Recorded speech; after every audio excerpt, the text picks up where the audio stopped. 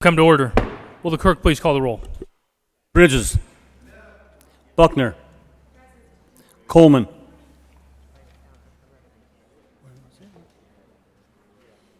Coleman.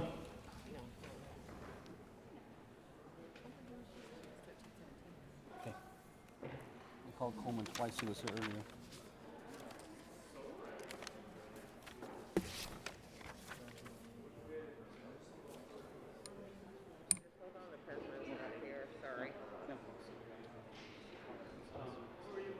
Coleman. He was here. There he is. Coleman. Cook. Coram. Danielson. Donovan.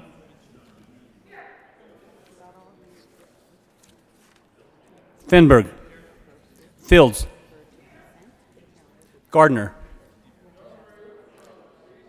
Denal. Gonzalez. Hanson. Heisey. Holbert. Hawkes Lewis. Kirkmeyer. Kolker. Lee.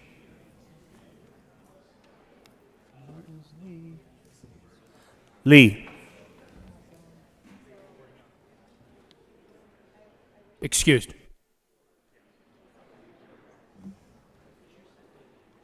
Liston.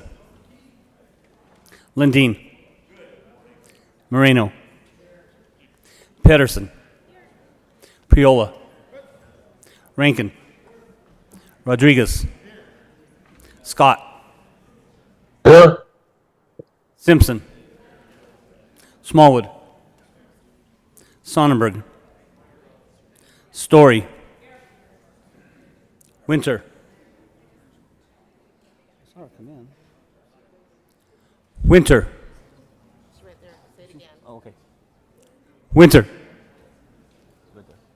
Senator Winter. Woodward. Senzinger. Lee. Lee.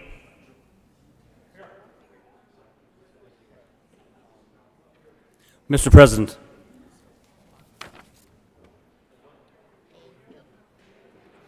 Here. The morning roll call is 35 present, 0 absent, 0 excused. We have a quorum.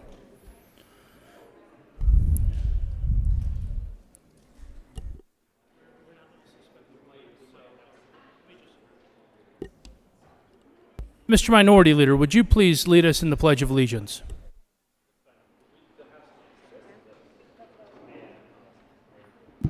Thank you, Mr. President. Members, guests, please join me in the pledge. I pledge allegiance to the flag of the United States of America and to the republic for which it stands, one nation under God, indivisible, with liberty and justice for all. Approval of the journal. Senator Kirkmeyer. Thank you. Thank you, Mr. President. I move that the reading of the journal for Friday, May 28th, 2021 be dispensed with and that the journal be approved as corrected by the Secretary. You have heard the motion. All those in favor say aye.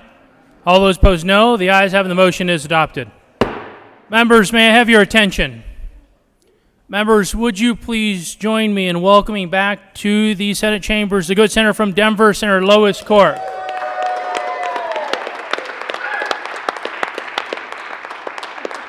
The Senate will stand in a brief recess to welcome our guest.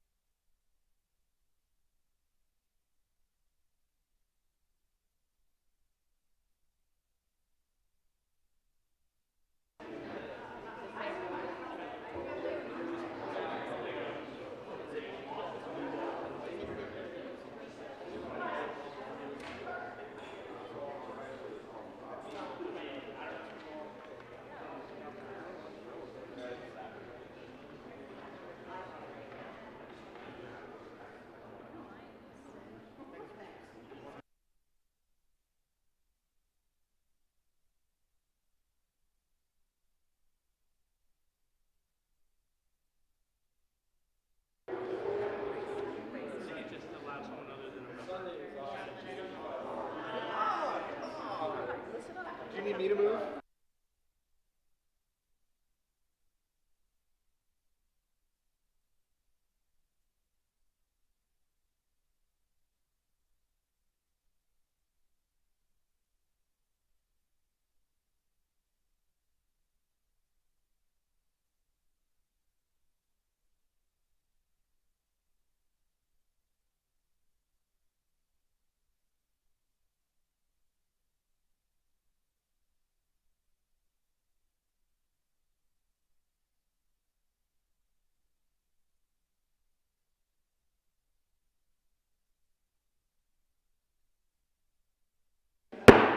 The Senate will come to order.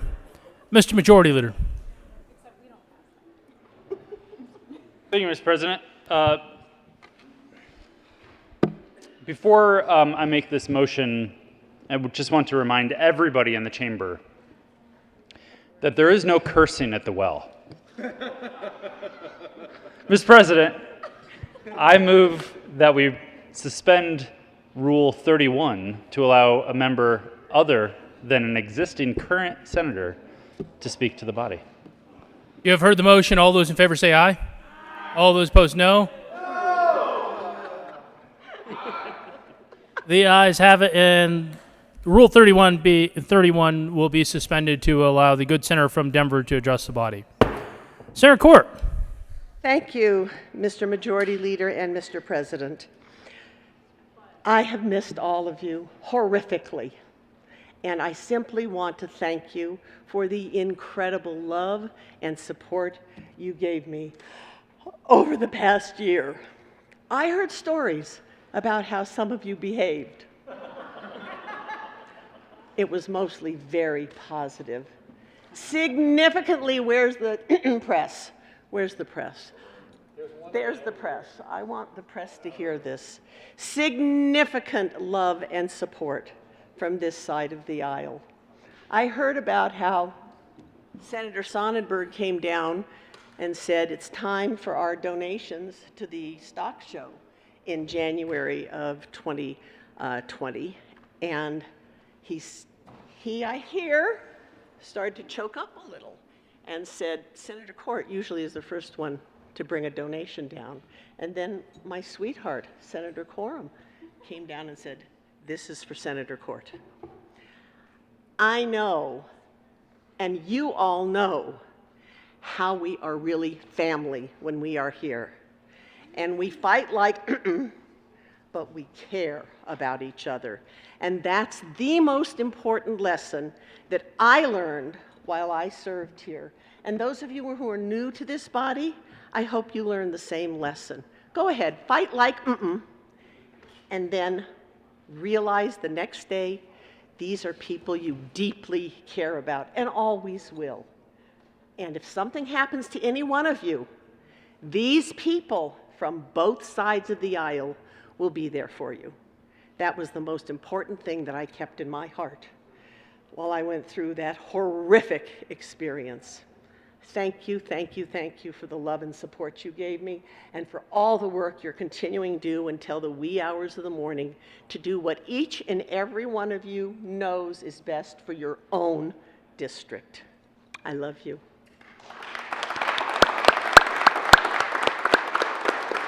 The Senate will stand in a brief recess.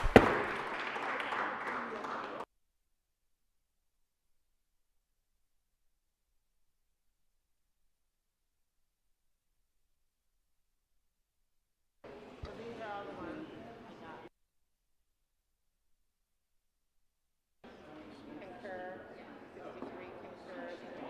I have a doctor at 93, concur.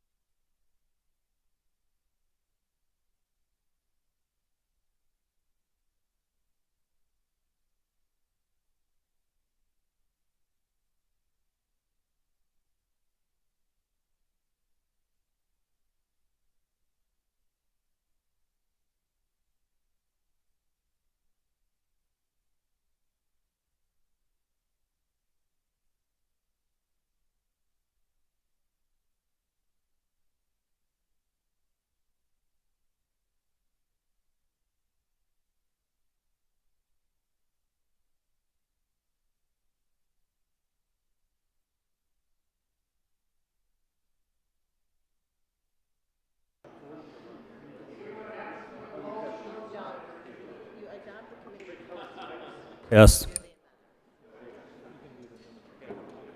After the committee reports are adopted. The Senate will come back to order.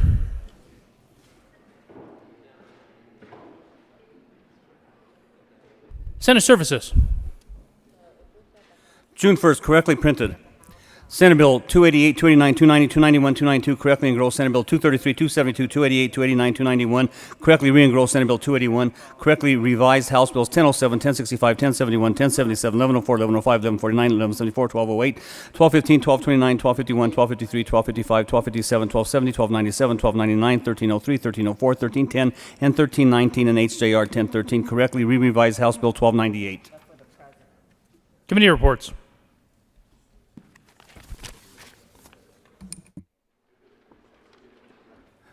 May 28th, Committee on Finance. After consideration of the merits, the committee recommends the following: House Bill 1317 be amended as follows. So amended, be referred to Committee on Appropriations for favorable recommendation.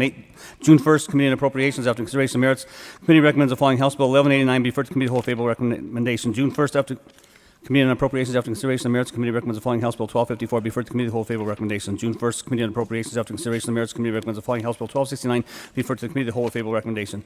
June 1st, Committee on Appropriations. After consideration of merits, the committee recommends the following: House Bill 1279 be referred to the Committee of the Whole favorable recommendation placed on the consent calendar. June 1st, Committee on Appropriations. After consideration of merits, the committee recommends the following: House Bill 1282 be referred to the Committee of the Whole favorable recommendation. June 1st, 2021, Committee on Appropriations. After consideration of merits, the committee recommends the following: House Bill 1283 be amended as follows. So amended, be referred to the Committee of the Whole favorable recommendation. June 1st, Committee on Appropriations. After consideration of merits, the committee recommends the following: House Bill 1288 be amended as follows. So amended, be referred to the Committee of the Whole favorable recommendation placed on the consent calendar. June 1st, Committee on Appropriations. After consideration of merits, the committee recommends the following: House Bill 1290 be referred to the Committee of the Whole favorable recommendation placed on the consent calendar. June 1st, Committee on Appropriations. After consideration of merits, the committee recommends the following: House Bill 1311 be referred to the Committee of the Whole favorable recommendation. June 1st, Committee on Appropriations. After consideration of merits, the committee recommends the following: House Bill 1312 be referred to the Committee of the Whole favorable recommendation. June 1st, Committee on Appropriations. After consideration of merits, the committee recommends the following: House Bill 1315 be referred to the Committee of the Whole favorable recommendation. June 1st, Committee on Appropriations. After consideration of merits, the committee recommends the following: House Bill 1321 be amended as follows. So amended, be referred to the Committee of the Whole favorable recommendation. June 1st, Committee on Appropriations. After consideration of merits, the committee recommends the following: Senate Bill 264 be referred to the Committee of the Whole favorable recommendation. June 1st, Committee on Appropriations. After consideration of merits, the committee recommends the following: Senate Bill 290 be referred to the Committee of the Whole favorable recommendation. June 1st, Committee on Appropriations. After consideration of merits, the committee recommends the following: Senate Bill 292 be amended as follows. So amended, be referred to the Committee of the Whole favorable recommendation. Recommendation be placed on the consent calendar. Message from the House. May 28th, Mr. President, the House has passed on third reading and transmitted to revised statute Senate Bill 7194 and 39 amended as printed in House Journal May 24th. Senate Bill 81, 128, 201, and 181 amended as printed in House Journal May 25th. Senate Bill 151, 166, 138, and 185 amended as printed in House Journal May 26th. Senate Bill 156, 237, 63, and 108 amended as printed in House Journal May 27th. Senate Bill 193 amended as printed in the House Journal May 27th and amended on third reading as printed in House Journal May 28th. The House has passed on third reading and transmitted to revised statutes House Bill 1111 amended as printed in House Journal May 27th. The House has passed on third reading and returns herewith. Senate Bills 38, 29, 118, 98, 95, 126, 148, 106, 189, 267, 259, 263, 266. The House has passed on third reading and transmitted to revised statutes House Bill 1322 amended as printed in House Journal May 28th. Message from the reviser. June 1st, we herewith transmit without comment as amended House Bill 1111 without comment as amended Senate Bills 39, 63, 71, 81, 94, 108, 128, 138, 151, 156, 166, 181, 185, 193, 201, and 237 without comment as amended House Bill 1322. Third reading of bills consent calendar. Will the clerk please read all of the bills listed on the third reading of bills consent calendar?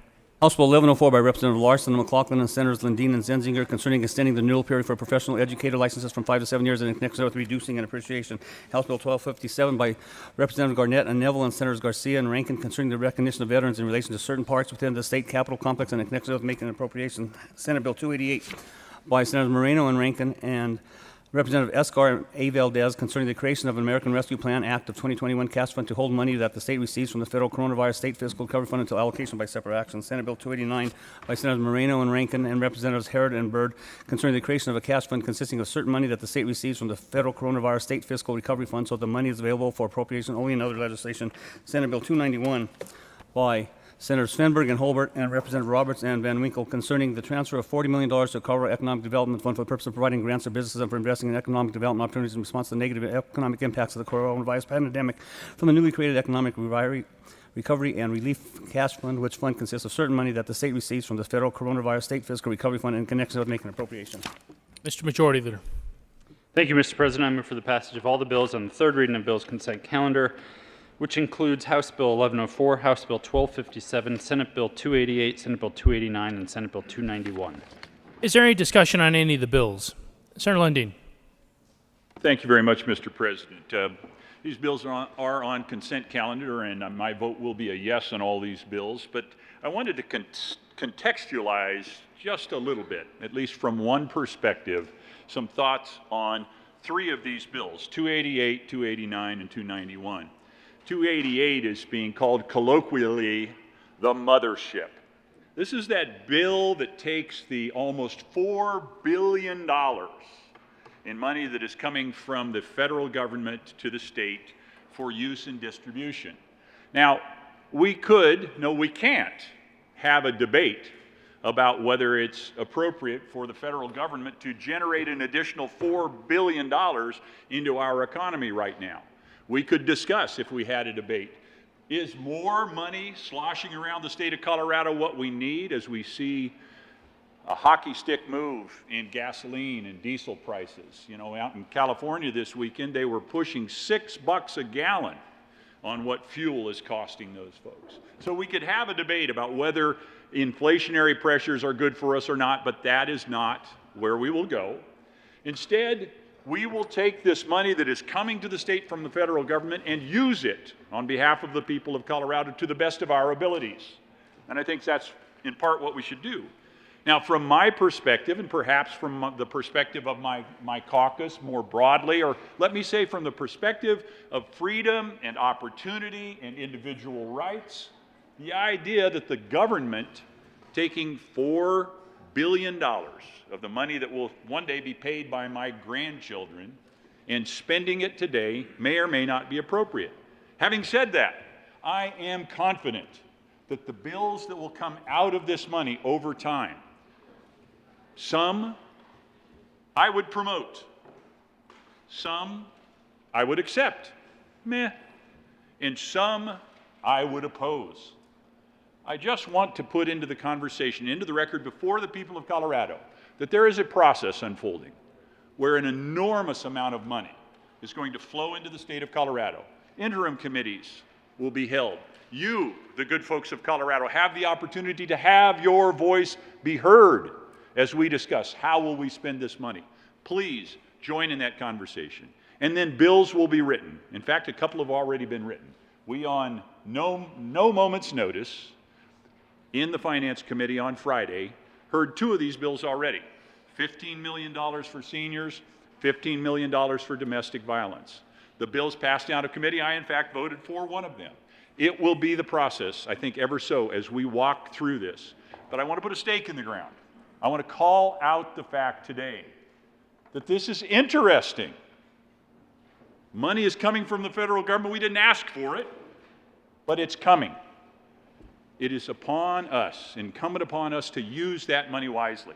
Some of us might say, you know what, the best thing we could do with that money would be to refund it back immediately to the people of Colorado. Let them choose to how to spend their tax dollars. Federal law says you cannot do that. It specifically says you're not allowed to do that. But would that be a better use of the money? That is a question that we could, in fact, ask and answer. So I will vote for 288, 289, and 291 on the consent calendar this morning. But I wanted to contextualize the fact that this is an interesting path that we are walking down. And it will, in my opinion, generate, at least from my perspective, some degree of support, some degree of acceptance, and some degree of opposition. Thank you, Mr. President. Mr. Minority Leader. Thank you, Mr. President. I echo the words of the Minority Whip, the good senator from El Paso County. Also want to say thank you to you, Mr. President, to the Majority Leader, and to the Chair of the Joint Budget Committee for the very open conversations that we shared Friday and before that. This is happening in a very short time frame, and time is of the essence. We are a part-time citizen legislature, and one thing is for sure, we won't be here as a General Assembly past midnight on June 12th. Hopefully that's after maybe midnight or 6 p.m. or so on 4th or 5th or somewhere in there. But for sure, we won't be here past the 12th. And I think that what we have accomplished here in this series of bills will prevent, or at least significantly reduce, the possibility of having a special session. And having all of us back here to allocate some of these dollars over the summer seems cumbersome, especially since we've been here longer than we ordinarily would have been this year. So gentlemen, I want to offer my sincere thanks for hearing the concerns of the minority. There's almost $4 billion of federal dollars coming from the federal government, and we need a place to put it. That, as the good senator from El Paso referred to it, we've nicknamed that the mothership. But then second-tier accounts where money will start to be allocated, and then next year we will start allocating the significant portions of that out to specific departments and divisions within the state government. During the interim, I'm sure that some of you will be thrilled to know that you will be serving on something, interim committees or task force, whatever they might be. And I see that as sort of another variation of the listening tour that occurred with the state funding dollars. We're going to have committees meeting here during the interim. They won't have lawmaking authority, but they will have ears to listen. And I am confident that representatives of county or local governments, special districts, school districts, different organizations that look at housing or mental health that have expertise here, those people, those organizations will have an opportunity for their voice to be heard, to give us feedback as to how the federal dollars should be spent most effectively to help the people of Colorado. And while that's still determined exactly what it will look like, I have confidence, Mr. President, Mr. Majority Leader, and again to the Chair of the Joint Budget Committee, that we've had very productive conversations between the two caucuses, and ask for your aye vote on the bills. Thank you, Mr. President. Is there further discussion on any of the bills on the consent calendar? Seeing none, are there any no votes on any of the bills on the consent calendar?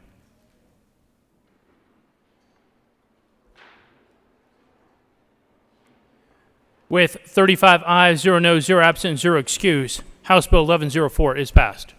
Co-sponsors, Senators Moreno, Priola, Kolker, Janal, Story, Bridges. The Minority Leader, Cook, Kirkmeyer, Sonnenberg, Lee, Buckner, Liston, Gardner. The Majority Leader, Simpson, Quorum.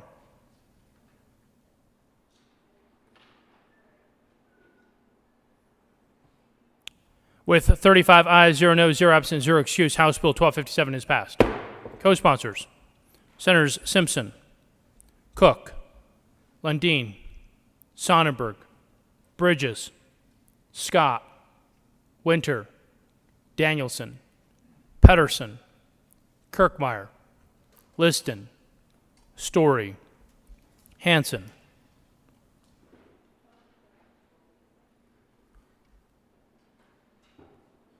Quorum.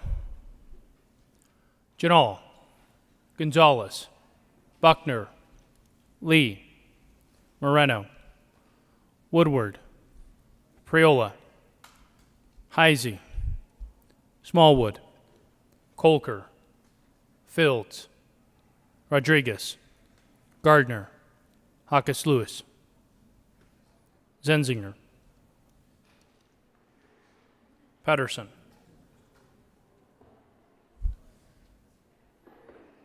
With 35 ayes, 0 noes, 0 absent, 0 excuse, Senate Bill 288 is passed. Co-sponsors, Senators Bridges, Danielson, Gonzalez, the Minority Leader, Hanson, Lee, Zenzinger, Priola, Hawkes Lewis, Buckner, Janal, Story, Cook, Rodriguez, Pedersen, Winter, Kolker, the Majority Leader, Donovan, Fields. Please add the President. With 35 ayes, 0 noes, 0 absent, 0 excuse, Senate Bill 289 is passed. Co-sponsors, Mr. Minority Leader, Senators, Mr. Majority Leader, Senators Gonzalez, Donovan, Story, Zenzinger, Winter, Kolker, Janal, Priola, Hawkes Lewis, Hanson, Bridges, Fields, Lee, Pedersen, Danielson, Buckner. Please add the President. With 35 ayes, 0 noes, 0 absent, 0 excused, Senate Bill 291 is passed. Co-sponsors, Senators Hanson, Winter, Moreno, Story, Danielson, Hawkes Lewis, Rankin, Gonzalez, Buckner, Zenzinger, Priola, Janal, Pedersen, Donovan, Kolker, Lee, Bridges. Please add the President. Third reading of bills, final passage. Will the clerk please read the title of House Bill 1304?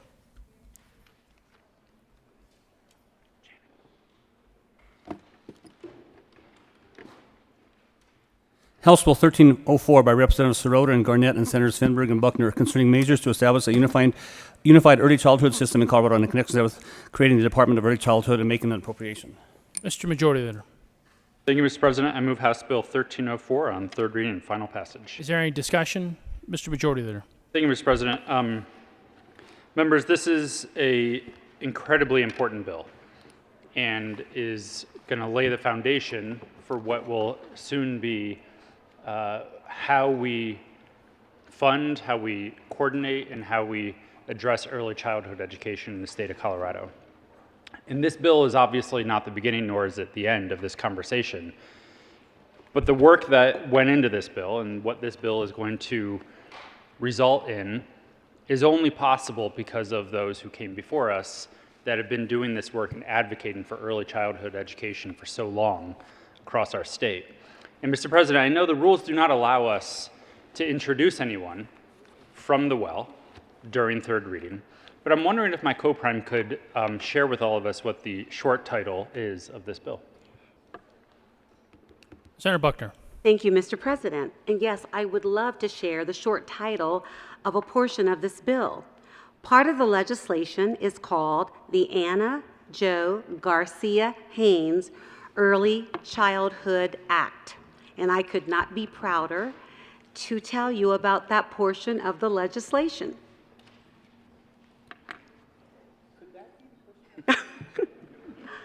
Yes.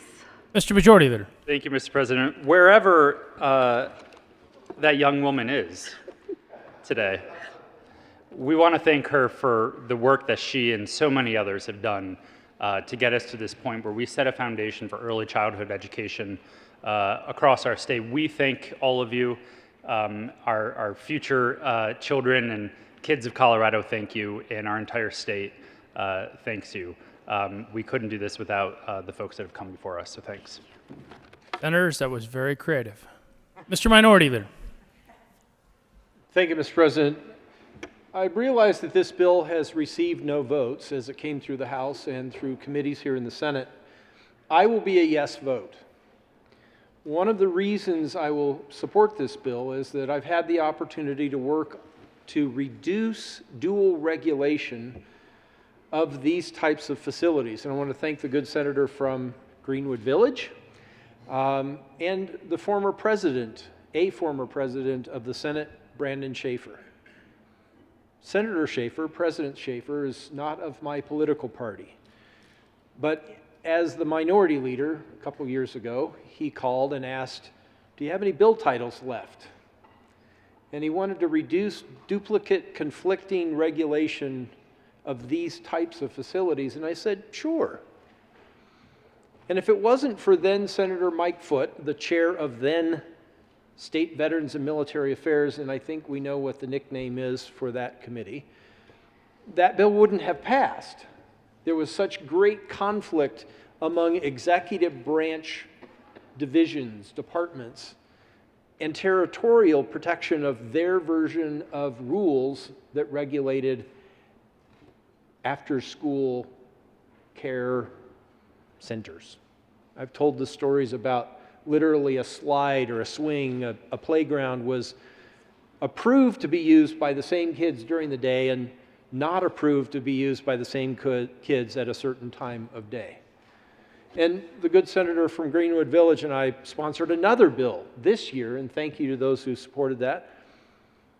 But it's frustrating for people who do this kind of care to have government telling them that they have to do things two different ways or conflicting ways or just being in the way. And I think that this is a way that we can continue this effort. Won't go on any longer, but I will be supporting it and encourage you to vote aye as well. Thank you, Mr. President. Senator Fields. Good morning, Mr. President and colleagues. I stand in strong support of this bill, House Bill 1304, but I stand in admiration and gratitude for all the work and the labor and love that Anna Jo Garcia Haynes have demonstrated in 44 years. She's been doing this work for 44 years. She is the architect and the brain trust behind the Children's Campaign, which is a trusted organization to make sure that we're doing everything possible to make sure that our kids are ready for kindergarten and for first grade. I can't thank you enough. I don't know what it was like 44 years ago, but if you've been doing work that long, I believe that the naming of this bill in your honor and in your legacy is far overdue. Thank you for everything that you've done for every child in the state of Colorado. We love you. Senator Lundeen. Thank you very much, Mr. President. I missed the opportunity to speak on this bill on seconds and wanted to just put a couple of points into the broader record. I rise in support of this bill, 1304, and acknowledge the short title and the person whom it's named after and the principles that she, over 44 years, has brought to delivering good early childhood education opportunities to children, to students, or those who would become students in the traditional sense. The two principles that I see in this bill that are so very, very important to the success that we have had in early childhood education, and we need to continue to protect, and I believe this bill does protect, are the principles of mixed delivery and parent authority, or parent choice. The way that this bill promotes this idea that any number of service providers, any number of elements of our community, it might be our business, it might be our synagogue, it might be our church, that provide early childhood educational opportunities to the parents and to the children of our community. That's so critically important. And the fact that we, through Prop EE, have additional money that will be flowing into this makes it even more important that we continue to preserve this concept of mixed delivery and parent authority and parent choice. This bill does that in a meaningful way, and it therefore earns my support.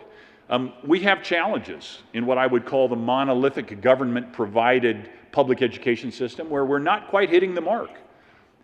Making sure that there are a multiplicity of providers approaching this in many different ways to achieve success as it is described by the parents and the children it serves is so very, very important, and I think 1304 helps keep us in that space for the early childhood education space. And so I rise in support of that and acknowledge these two very important principles that are now codified in an important way in this bill and in our effort to shape children and the future of our state. Thank you, Mr. President. Is there further discussion? Seeing none, the motion is the adoption of House Bill 1304 on third reading and final passage. Are there any no votes?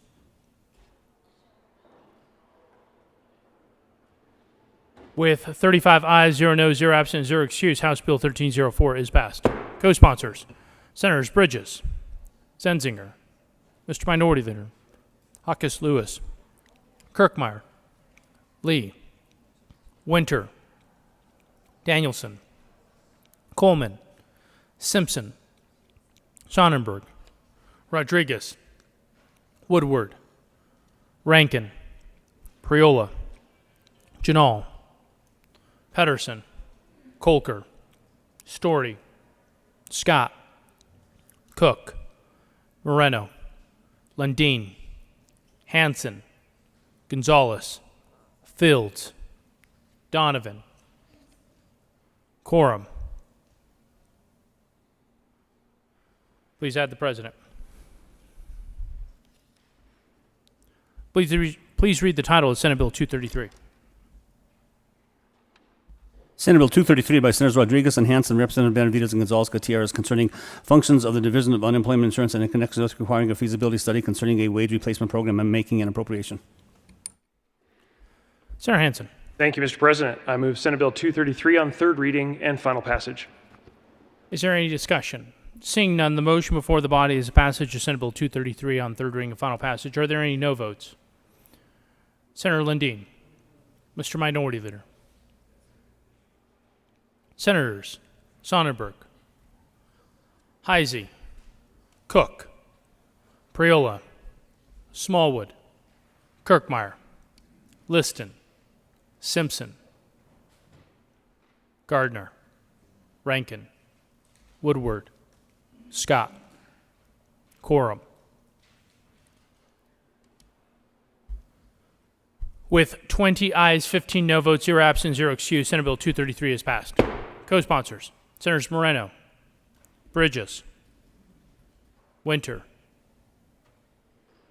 Gonzalez,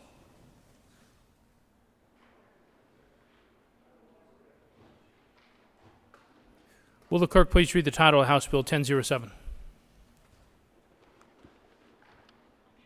House Bill 1007 by Representative Sullivan Ortiz and Senators Danielson and Rodriguez concerning a state apprenticeship registration program in the Department of Labor and Employment in connection with making an appropriation. Senator Danielson. Thank you, Mr. President. We move House Bill 1007 on third reading and final passage. Is there any discussion? Seeing none, the motion is the passage of House Bill 1007 on third reading and final passage. Are there any no votes? Mr. Minority Leader, Senators Cook, Scott, Lundin, Simpson, Smallwood, Rankin, Sonnenberg, Woodward, Kirkmeyer, Quorum, Gardner, Liston, Heisey, Priola. With 20 ayes, 15 no votes, 0 absent, 0 excused, House Bill 1007 is passed. Co-sponsors, Senators Moreno, Winter, Lee, Hanson, Zenzinger, Bridges, Story, Donovan, Fields, Buckner, Janal, Gonzalez, Pedersen, Kolker, the Majority Leader. Please add the President. Will the clerk please read the title of House Bill 1149? House Bill 1149 by Representative Jackson, Titone, and Senator Story concerning supporting an energy sector career pathway for Colorado in connection with making an appropriation. Is there any discussion? Seeing none, the motion, Senator Story. Thank you, Mr. President. I move House Bill 1149 on third reading and final passage and urge an aye vote.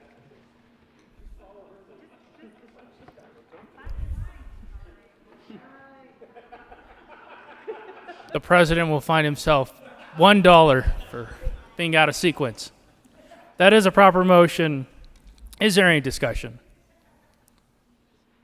Seeing none, the motion before the body is the passage of House Bill 1149 on third reading and final passage. Are there any no votes? Mr. Minority Leader, Senators Lundin, Scott, Gardner, Simpson, Cook, Heisey, Liston, Rankin, Sonnenberg, Kirkmeyer, Woodward, Smallwood. Quorum. With 21 aye votes, 14 no votes, 0 absent, 0 excused, House Bill 1149 is passed. Co-sponsors, Senators Danielson, Pedersen, Lee, Winter, Hawkes Lewis, Gonzalez, Colker, Priola, Buckner, Majority Leader, Moreno, Janal,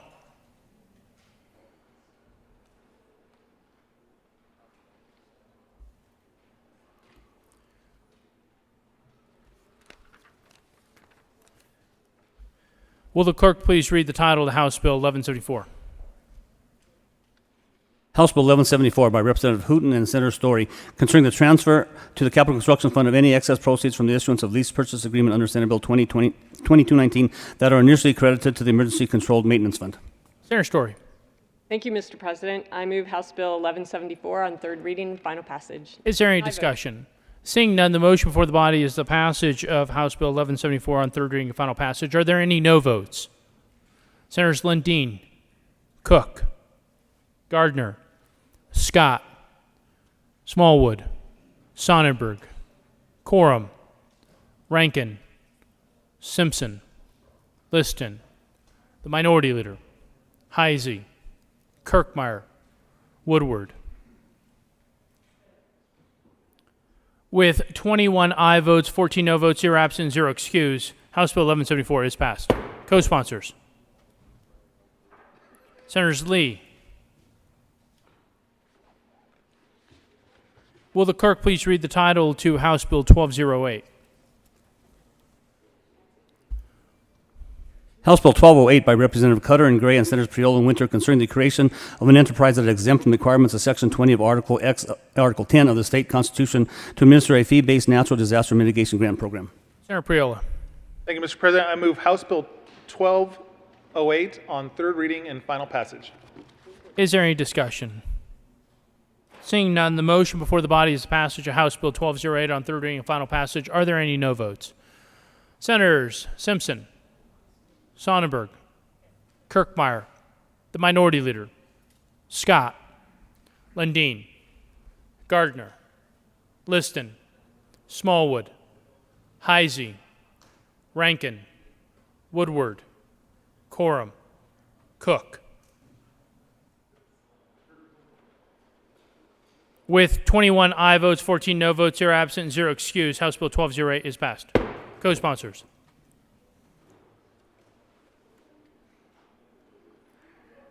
Will the clerk please read the title of House Bill 1215? House Bill 1215 by Representative Holtorf and Ortiz and Senators Heisey and Lee concerning the expansion of the Justice Reinvestment Crime Prevention Initiative and in connection with the creating a small business grant program for justice system involve persons in making an appropriation. Senator Heisey. Thank you, Mr. President.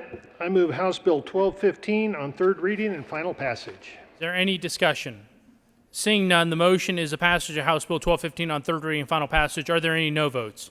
Senators Cook, Sonnenberg, Mr. Minority Leader, Smallwood, Woodward, Scott, Lundin. See how you twist arms. It works better for you. Let's see what happens over on my side. With 28 ayes, 7 no votes, 0 absent, 0 excused, House Bill 1215 is passed. Co-sponsors. Senators Moreno, Gonzalez, Pedersen, Winter, Bridges, Gardner, Simpson, Priola.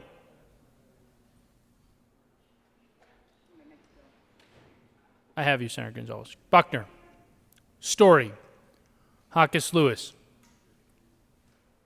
Hansen,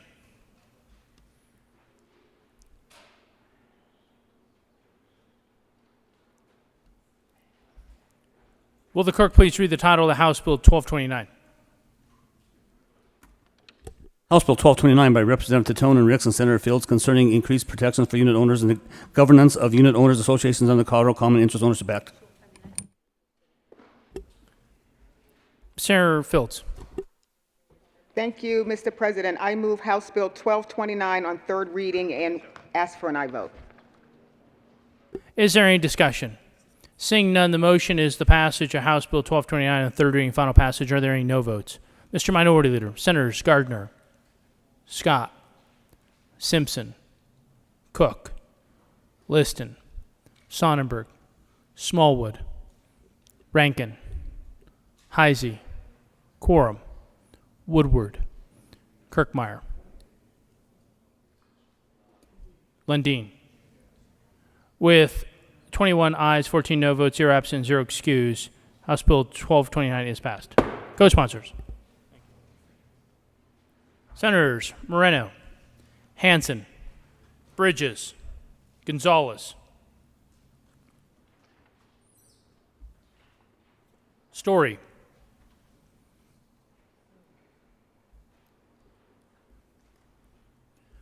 will the clerk please read the title to House Bill 1251? House Bill 1251 by Representative Caraveo and Herod and Senators Fields and Gonzalez concerning the appropriate use of ketamine upon a person in a pre-hospital setting. Senator Gonzalez. Thank you, Mr. President. We move House Bill 1251 on third reading and final passage and ask for an aye vote. Is there any discussion? Seeing none, the motion is the passage of House Bill 1251. Are there any no votes? Senators Cook, Heisey, Smallwood, Scott, the Minority Leader, Gardner, Simpson, Liston, Sonnenberg, Kirkmeyer, Coram, Woodward, Rankin, Priola.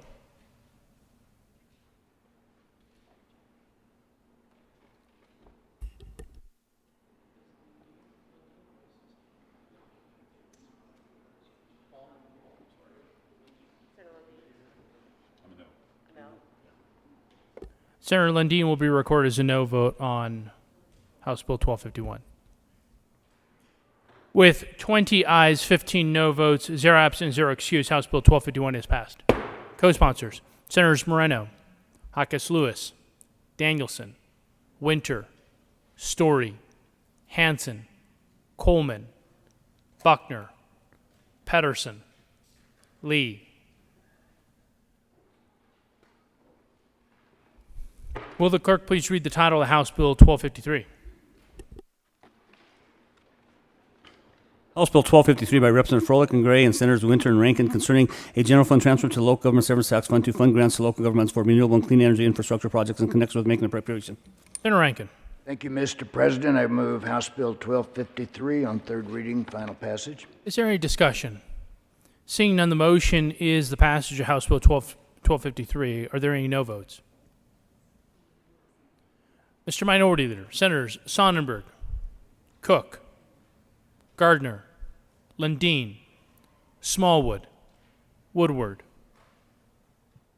Liston,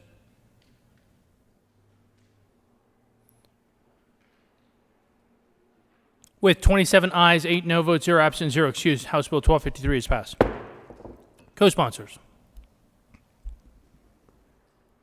Senators Hawkes Lewis, Bridges, Pedersen, Priola, Lee, Hanson, Fields, Moreno, Story, Buckner.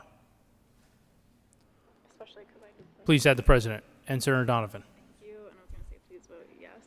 Will the clerk please read the title to House Bill 1255? House Bill 1255 by Representative Duran and Gray and Senators Hawkes, Lewis, and Pedersen concerning procedures for a domestic abuser upon the issuance of a protection order in connection with making an appropriation. Senator Hawkes Lewis. Thank you, Mr. President. We move House Bill 1255 on third reading and final passage. Is there any discussion? Seeing none, the motion is the passage of House Bill 1255 on third reading and final passage. Are there any no votes? Mr. Minority Leader, Senators Simpson, Gardner, Heisey, Lundin, Scott, Smallwood, Sonnenberg, Rankin, Cook, Liston, Priola, Kirkmeyer, Coram, Woodward. With 20 ayes, 15 no votes, 0 absent, 0 excused, House Bill 1255 is passed. Co-sponsors, Senators Winter, Moreno, Hanson, Fields, Danielson, Story, Janal, the Majority Leader.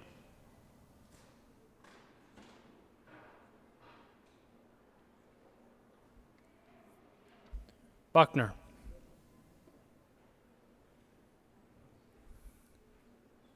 Will the clerk please read the title of House Bill 1270? House Bill 1270 by Representative Exelman, Caravale, and Senators Fields and Kirkmeyer concerning an appropriation to the Department of Human Services for services related to the Colorado Employment First Program within the Supplemental Assistance Nutrition Program and connection with making an appropriation. Senator Kirkmeyer. Thank you, Mr. President. We move House Bill 1270 on third and final reading. Is there any discussion? Seeing none, the motion is the passage of House Bill 1270 on third reading and final passage. Are there any no votes? Mr. Minority Leader.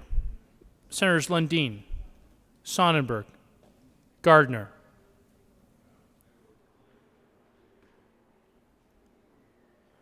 With 31 aye votes, 4 no votes, 0 absent, 0 excused, House Bill 1270 is passed.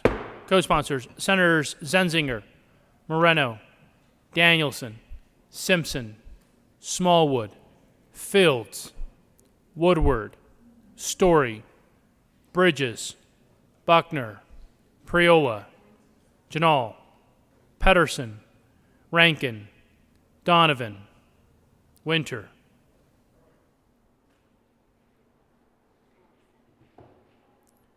Senator Gardner. Please add the President. Will the clerk please read the title of the House Bill 1297?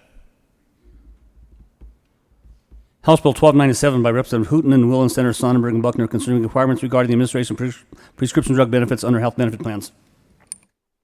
Senator Sonnenberg. Thank you, Mr. President. I move House Bill 1297 on third reading, final passage. Is there any discussion? Senator Sonnenberg. Mr. President, I didn't get an opportunity. I didn't take an opportunity because of the poor internet service I had when I was remote, but I want to talk just a little bit about this bill not going as far as I think it should go. Many of you know that PBMs are a challenge for us in rural Colorado. They incentivize using mail prescriptions by saying there is no copay, but if you go to your local pharmacy, you may have to pay $50 copay. If you have enough of those mail copays or mail pharmacy prescriptions, pretty soon your small little local rural pharmacy is no longer there. And then when your child has an earache, an ear infection, and you need antibiotics, you may have to drive 60 or 90 miles to get them.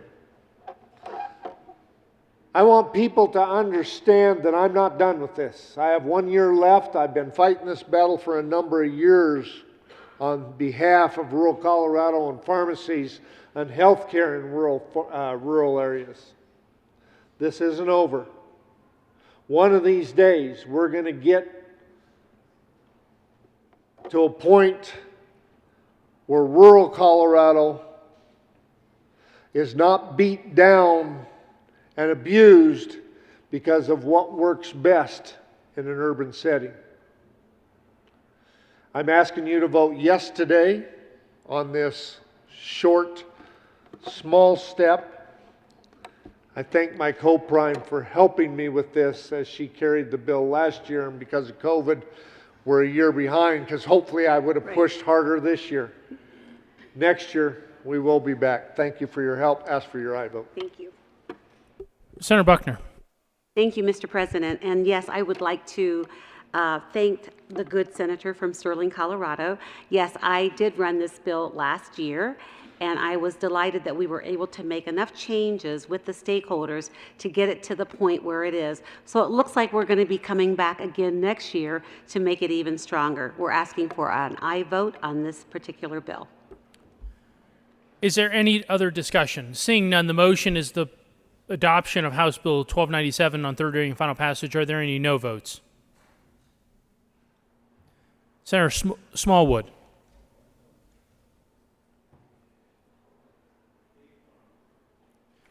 With 34 aye votes, 1 no vote, 0 absent, and 0 excused, House Bill 1297 is passed. Co-sponsors, Senators Donovan, Coram, Moreno, Winter, Scott, Kirkmeyer, Bridges, Fields, Rankin, Lee, Patterson, Quorum, Janal, Colker, the Majority Leader, Hawkes Lewis.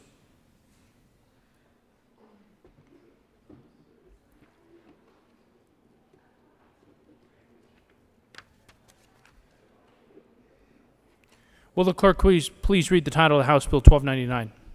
House Bill 1299 by Representatives Sullivan and Bacon and Senators Fields and Hansen concerning establishing an Office of Gun Violence Prevention and in connection with making appropriation. Senator Fields. Thank you, Mr. President. We move House Bill 1299 on third reading. Is there any discussion? Seeing none, the motion is the passage of House Bill 1299. Are there any no votes? Senators Simpson, Smallwood, Rankin, Mr. Minority Leader, Lundeen, Scott, Kirkmeyer, Heisey, Liston, Sonnenberg, Coram, Gardner, Cook, Priola, Woodward. With 20 aye votes, 15 no votes, 0 absent, 0 excused, House Bill 1299 is passed. Co-sponsors, Senators Gonzalez, Hawkes Lewis, Moreno, Bridges, the Majority Leader, Danielson, Pedersen, Lee, Winter, Buckner, Janal, Story.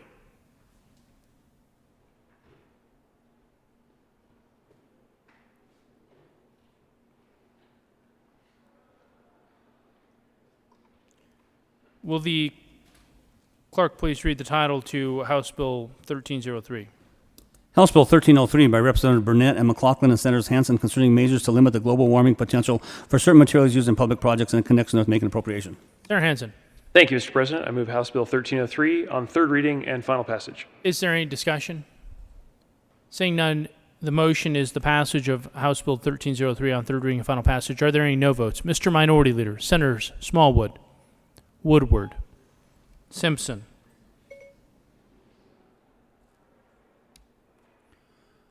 Gardner, Liston, Sonnenberg, Coram, Rankin, Lundeen, Heisey, Scott, Cook, Kirkmeyer.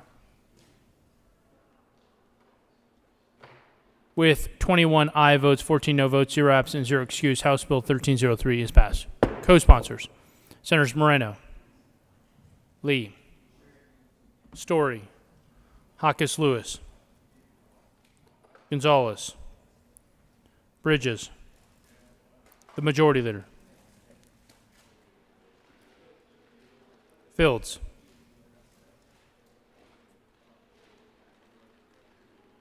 Pedersen,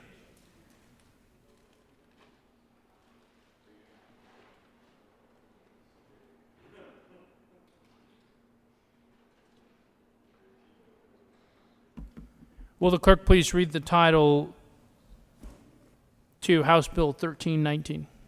House Bill 1319 by Representative Duran and Senator Lee concerning temporary modifications to general prevailing rate requirements for certain state contracts for public projects. Senator Lee. Thank you, Mr. President. I move House Bill 1319 on third reading and final passage. Is there any discussion? Seeing none, the motion is the passage of House Bill 1319 on third reading and final passage. Are there any no votes? Senators Cook, Woodward, Mr. Minority Leader, Heisey, Priola, Gardner, Rankin, Scott, Kirkmeyer, Liston, Sonnenberg, Coram, Smallwood, Lundeen. With 21 aye votes, 14 no votes, 0 absent, 0 excused, House Bill 1319 is passed. Co-sponsors, Senators Moreno, Danielson, Story,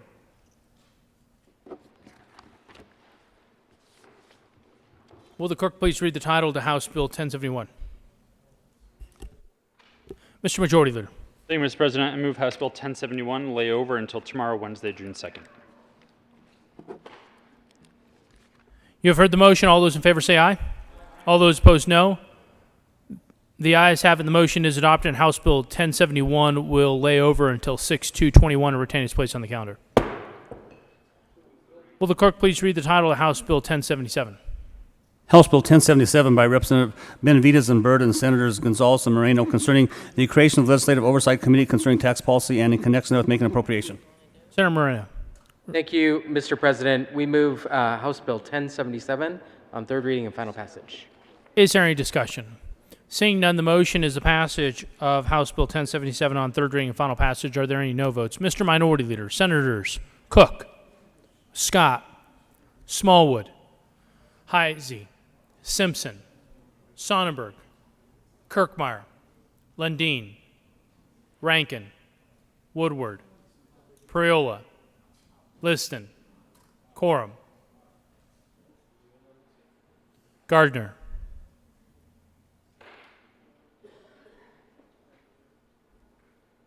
With 20 ayes, 15 no votes, 0 absent, and 0 excused, House Bill 1077 is passed. Co-sponsors.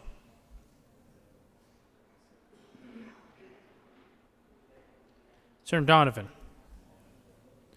Will the clerk please read the title to House Bill 1065? House Bill 1065 by Representatives Ortiz and Carver and Senators Garcia and Gardner concerning the authority of a private employer to adopt a veterans preference employment policy when hiring new employees and in connection with making an appropriation. Senator Gardner.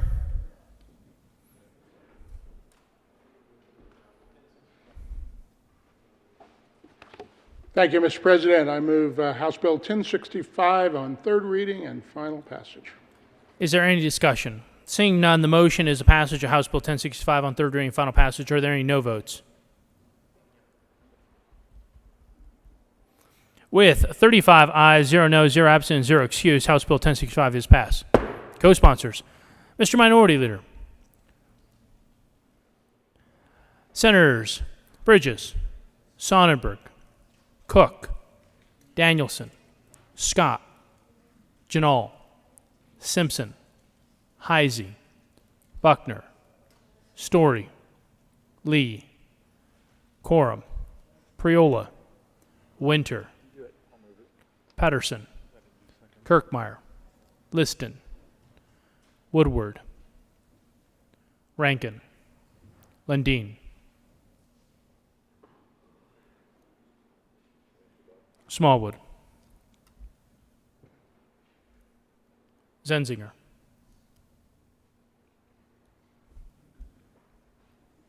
Will the clerk please read the title of the House Bill 1105? House Bill 1105 by Senators Kennedy and by Representatives Kennedy and Senators Hansen and Priola concerning utility customers' financial contributions for low-income utility assistance. Senator Priola. Thank you, Mr. President. I move House Bill 1105 on third reading and final passage. Is there any discussion? Seeing none, the motion is the passage of House Bill 1105 on third reading and final passage. Are there any no votes? Mr. Minority Leader, Senators Simpson, Scott, Gardner, Kirkmeyer, Smallwood, Liston, Sonnenberg, Lundin, Woodward, Rankin, Heisey, Coram, Cook. With 21 aye votes, 14 no votes, 0 absent, 0 excused, House Bill 1105 is passed. Co-sponsors, Senators Moreno, Bridges, Buckner, Winter, Lee, Colker, Janal, Patterson.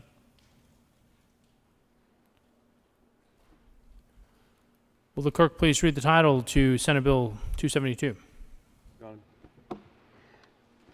Senate Bill 272 by Senators Hansen and Fenberg and Representative Burnett concerning the operations of the Public Utilities Commission in connection with modernizing the Commission's statutory directives regarding distributed generation of electricity, requiring additional disclosure from interveners in adversary proceedings, and providing the Commissioners with access to independent subject matter experts. Senator Hansen. Thank you, Mr. President. I move Senate Bill 272 on third reading and final passage.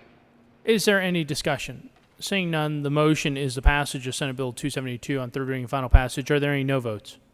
Mr. Minority Leader, Senators Lundin, Cook, Woodward, Sonnenberg, Scott, Kirkmeyer, Smallwood, Heisey, Gardner, Simpson, Liston, Rankin, Coram.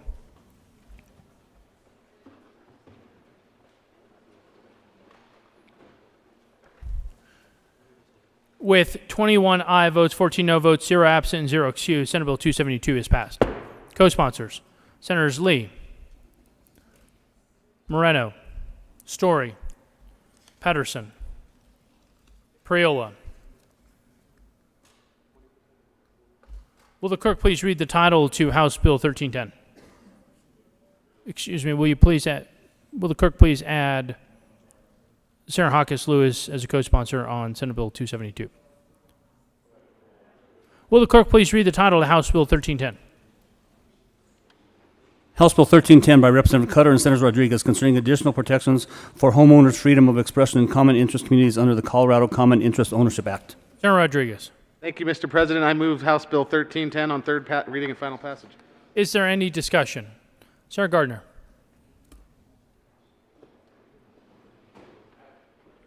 Thank you, Mr. President. Members, I'll try to be brief on this bill. This bill is about flags and signs not in government buildings, but in private neighborhoods. And it mandates what can be done in a content-neutral way. Now, some years ago, when I was in the House serving on local government, we passed a bill sort of post 9/11 saying homeowners associations must permit people to fly American flags. I was uncomfortable with that. You're going to say, well, Bob, are you against the American flag? Bob, are you against the First Amendment? No. And I wager with most of you that you would be hard-pressed to be more of a First Amendment absolutist than I am. But this bill isn't about the First Amendment, because the First Amendment starts with, and I thought I was going to be brief, but it's going to be a little longer. The First Amendment starts with, Congress shall make no law respecting the freedom of speech. And I will spare you the long dissertation on how that has, through the 14th Amendment, come to apply to the states and to all of the political subdivisions of the state. And so the city of Colorado Springs cannot prohibit free speech, although they can engage in some reasonable time, place, and manner restriction that is content neutral. Special districts, which are political subdivisions, not private entities. We've had a lot of legislation about that, and as a matter of fact. But homeowners associations, while they can be annoying, and believe me, I've had my share. I know this has come as a shock to you that I've had my share of fights with homeowners associations and their boards over the years. The way that one becomes a member of a homeowners association is by voluntarily purchasing property within the bounds of that association that is subject to a set of voluntary promises called by lawyers covenants about what will and won't be allowed in that neighborhood. And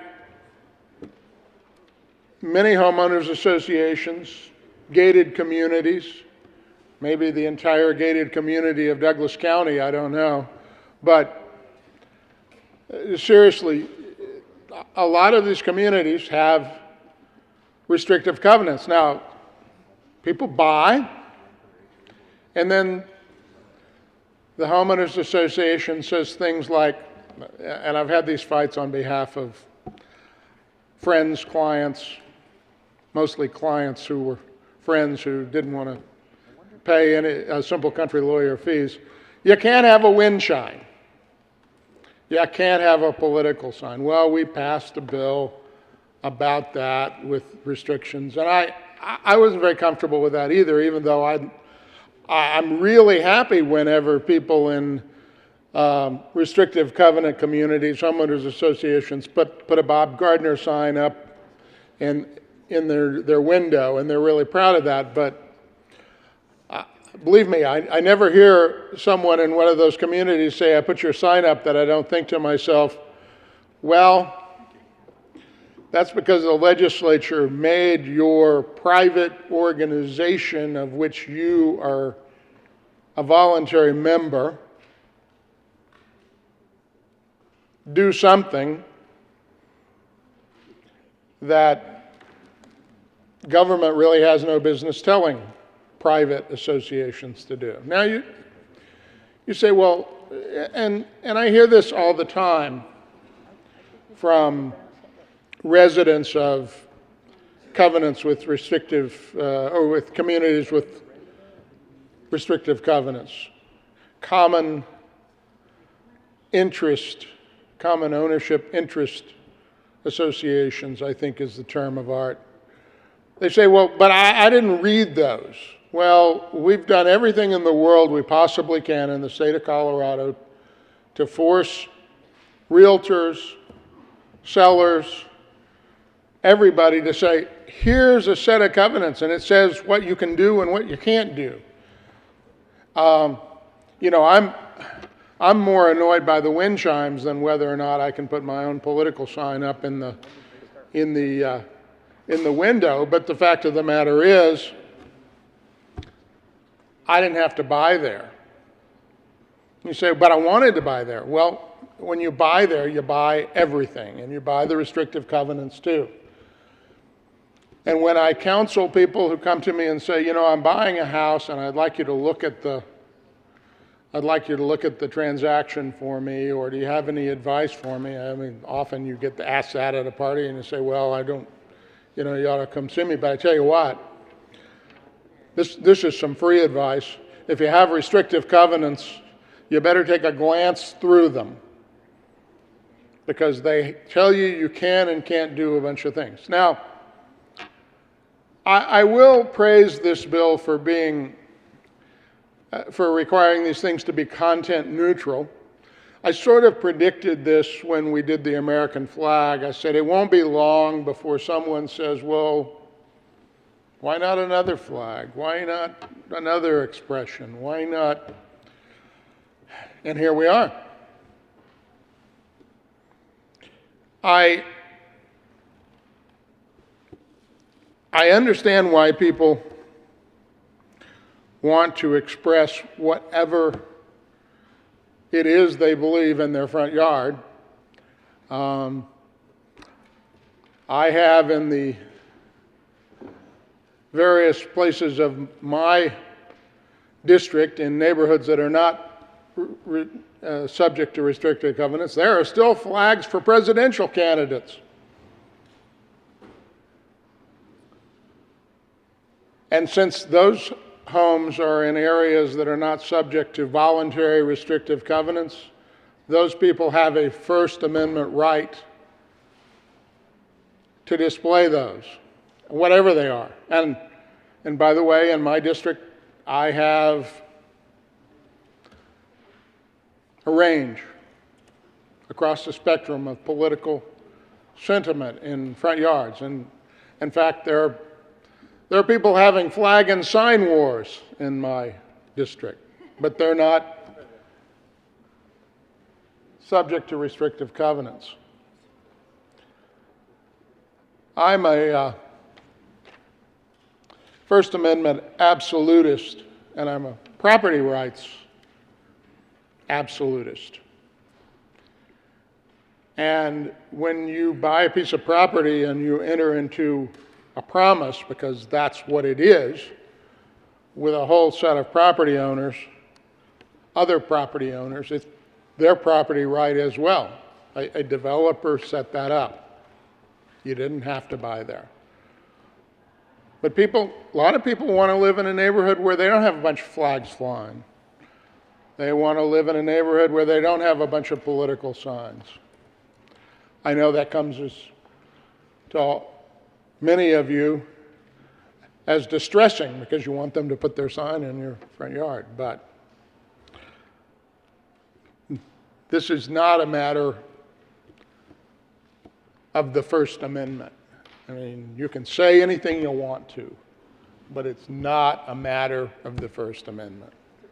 Is it a matter of free speech? Well, I don't know. That's a term without complete, sort of precise legal definition, but it is not a violation of the First Amendment for these covenant communities to have covenants that say, we're not going to have displays, we're not going to have lights, we're not going to have, they say all sorts of things.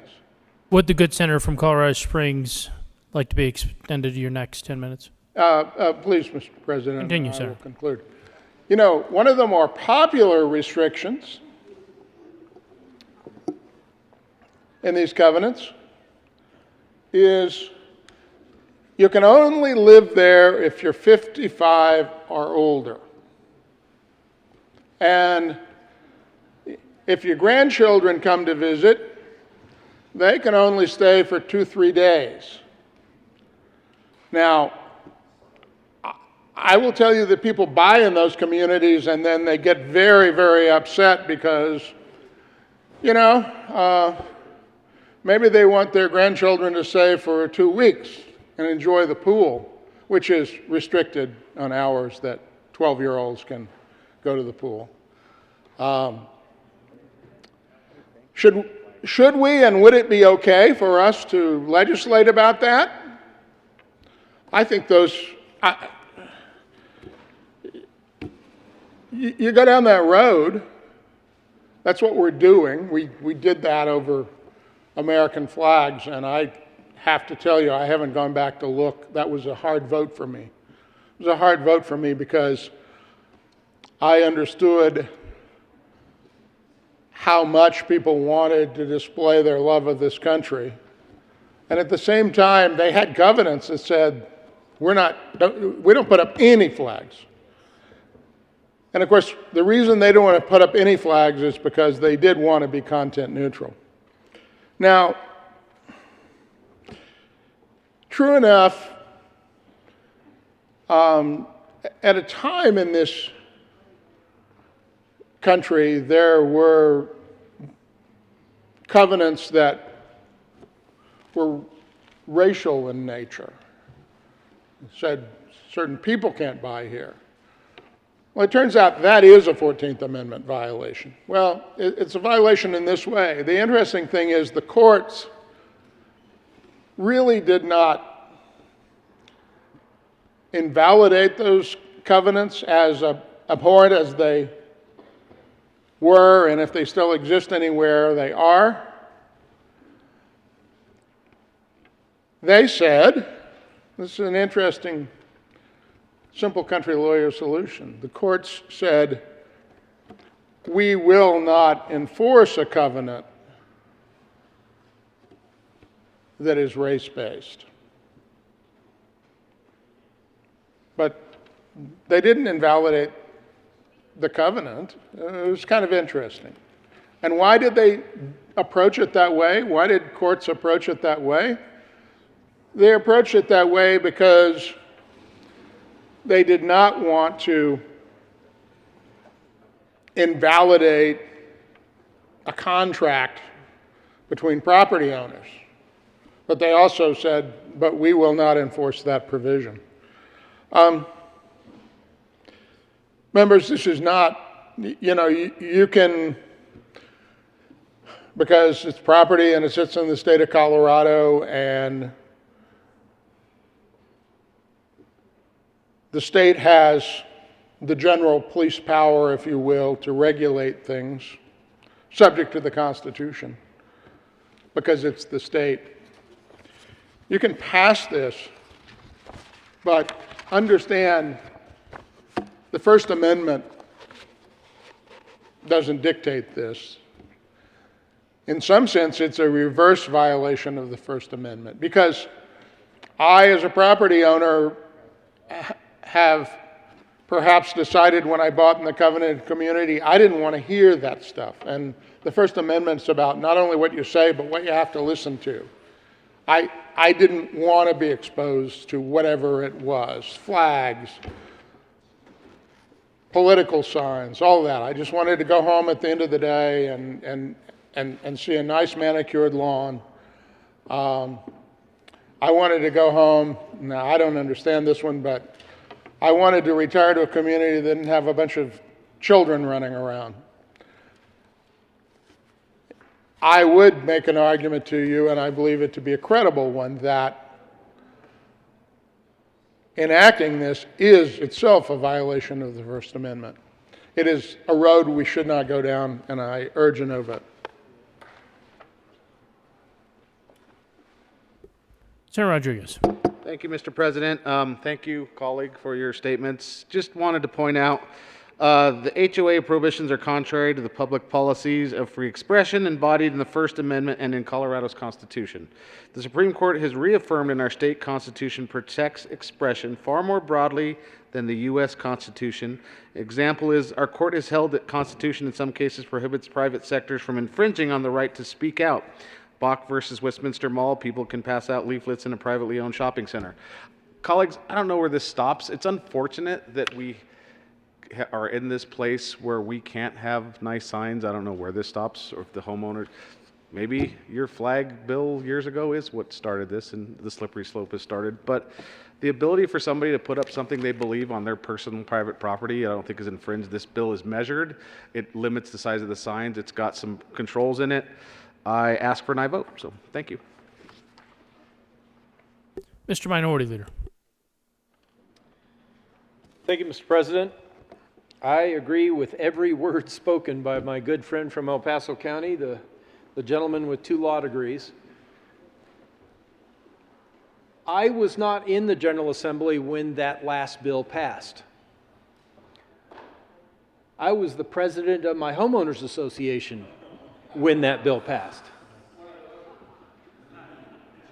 I served all 4 years of the 3 years or 5 years of the 4 years, whatever. I served one more year than I was actually elected because nobody else would do it. But after that bill passed, I did have the opportunity to go up the street and visit with my dear neighbor, Betty, and her late husband. He was alive at the time, Homer.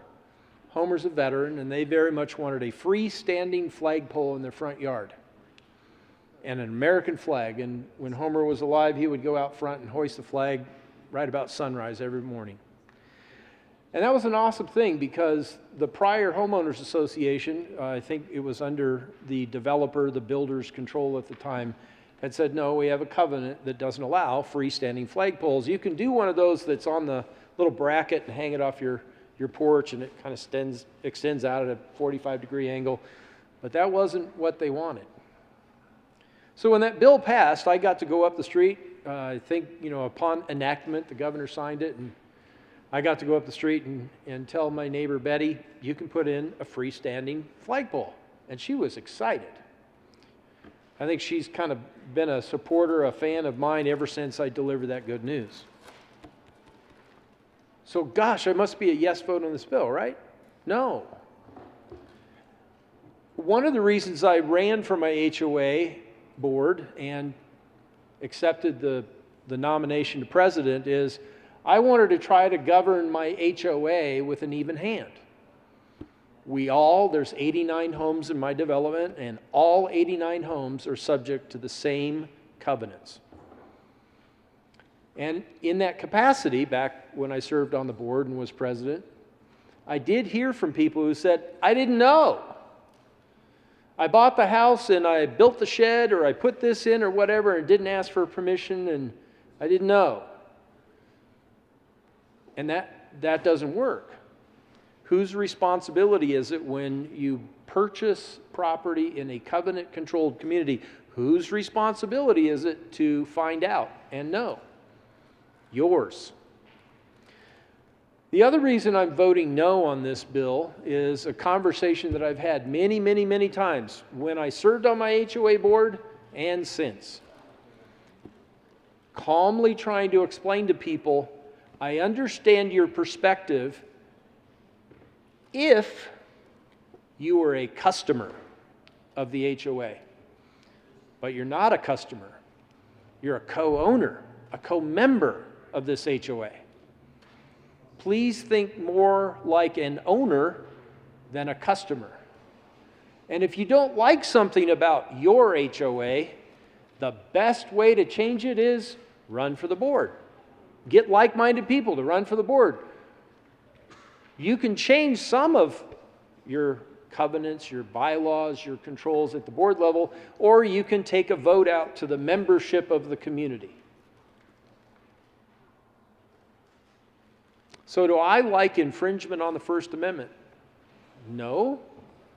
We've all sworn an oath to uphold the U.S. Constitution and the Colorado Constitution. Part of that is what the good senator from El Paso County noted: Congress shall make no law. Are we Congress? A lot of people call us that. No. Are we state Congress? A lot of people call us that too. No, we're the General Assembly. Who can clearly put the restrictions in place for their community as to what is permitted and not permitted to be displayed? The owners of the property in that community. And if the majority of owners in that community say, no, we're not going to allow commercial vehicles to be parked in front of the home, then they can do that. I've got some commercial vehicles that park up the hill, right outside the property line. I've had homeowners ask questions like, well, when are we going to put in a community pool? We don't have one of those. Our bylaws don't embrace that, and our HOA dues don't contemplate it. But if the majority of homeowners in my community decided that's what they were going to do, they could do that. I also wanted to mention, I heard from a gentleman who I consider a friend, not a constituent, but asked Senator Holbert, how will you vote on 1310? And I wrote back, I'm going to be a no vote, because once again, I think this is not a place for the General Assembly to step in. This is a decision rightfully made by your HOA, and if you don't like that, run for the board. Talk to the people who serve on that board. You agreed, whether you knew it or not, you agreed to those covenants. This isn't about the First Amendment. I agree with my friend from El Paso County on that as well.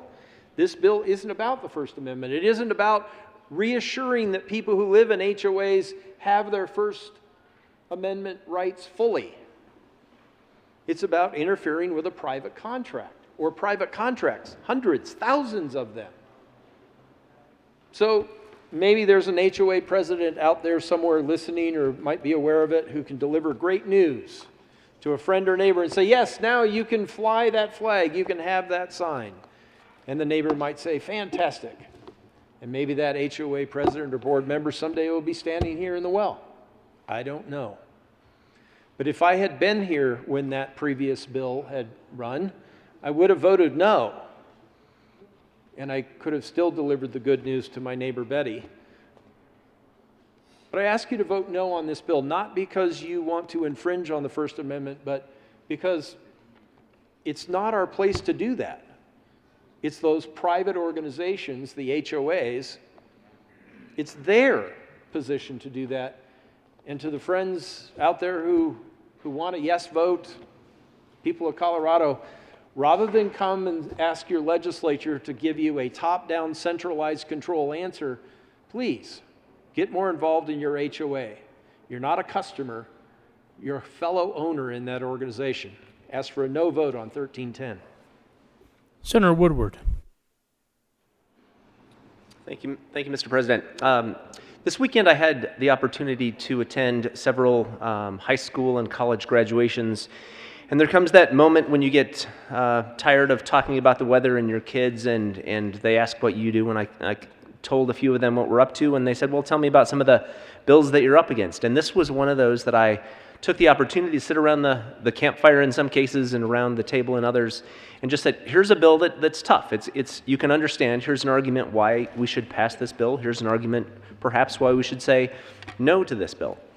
And I think that ultimately, to me and to those that I spoke with, the question was not whether if this bill will allow more free speech, but in fact, I think the overall perception was this bill tramples on free speech, because no longer will you be able to make an agreement with your neighbor or your neighbors to say, you know what, let's agree to keep this place peaceful, so when we go on walks at night, we don't have to walk by folks who are out there to start a fight because they have a position that's opposite ours, perhaps more extreme on the same side as ours. And I think it really came down to the fact that folks were upset that the legislature was on the verge of prohibiting two or a few neighbors from coming up to an agreement to say, here's what we're going to agree to do. And I think that for me, that's what resonates in this piece, and I think that we heard it, Senator from Colorado Springs, I think, said it best to say, you know what, this is a chance for homeowners to look at their property and the property of their neighbors and say, you know what, we don't want to have clutter. We don't want to have kind of that ongoing political debate and unease that comes with some of those folks who just want to poke their neighbors in the eye. So I will be a no vote today, not because I want to see free speech squashed, but instead exactly the opposite. I will vote no because I want to see free speech supported. Let people say and agree with their neighbors to enter an agreement and really support their chance to say what they think, and this bill flies in the face of that. Senator Sonnenberg. Well, thank you, Mr. President, and I hate to be the skunk at the picnic, but I'm going to ask for a yes vote. And here's why. I'm a firm believer in freedom. I'm a firm believer in property rights. And HOAs take away from that. If I want to park my 47 Chevy to work on and I don't have room in my car or in my garage, and I want to put it on blocks outside, and yes, call me a redneck. You're a redneck. But if I want to put it on blocks next to my driveway so I can restore a car or an old tractor, should I be able to do that? Should my neighbors be offended because I have a green tractor as opposed to a red tractor?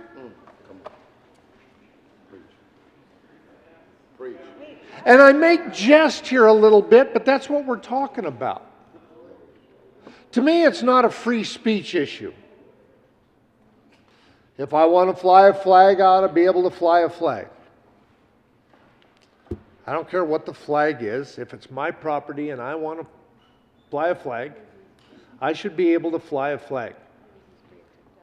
To me, it's about freedom. It's about liberty. It's not about, and should never be about, a group that comes together and tells me what color I can paint the trim on my house. Come on.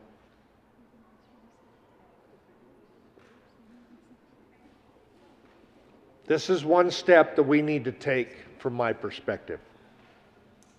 From a freedom and liberty perspective, as a private property owner, I should be able to fly a flag. I should be able to do with my property within reason that doesn't harm somebody else. You have no right, as my neighbor, to be offended by what I have on my private property. I ask for an aye vote. Senator Quorum.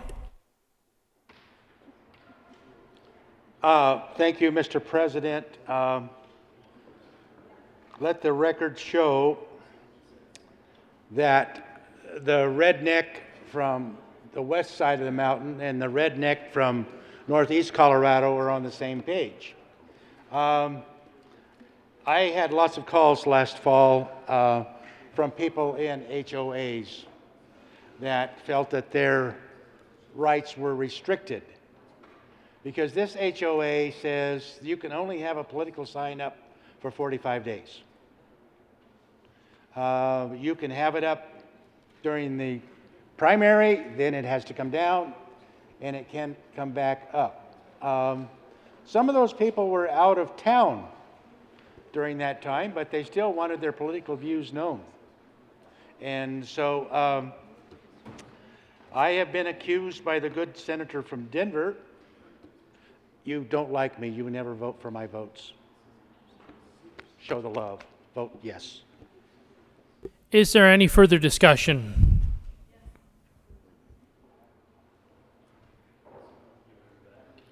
Senator Kirkmeyer. Thank you, Mr. President.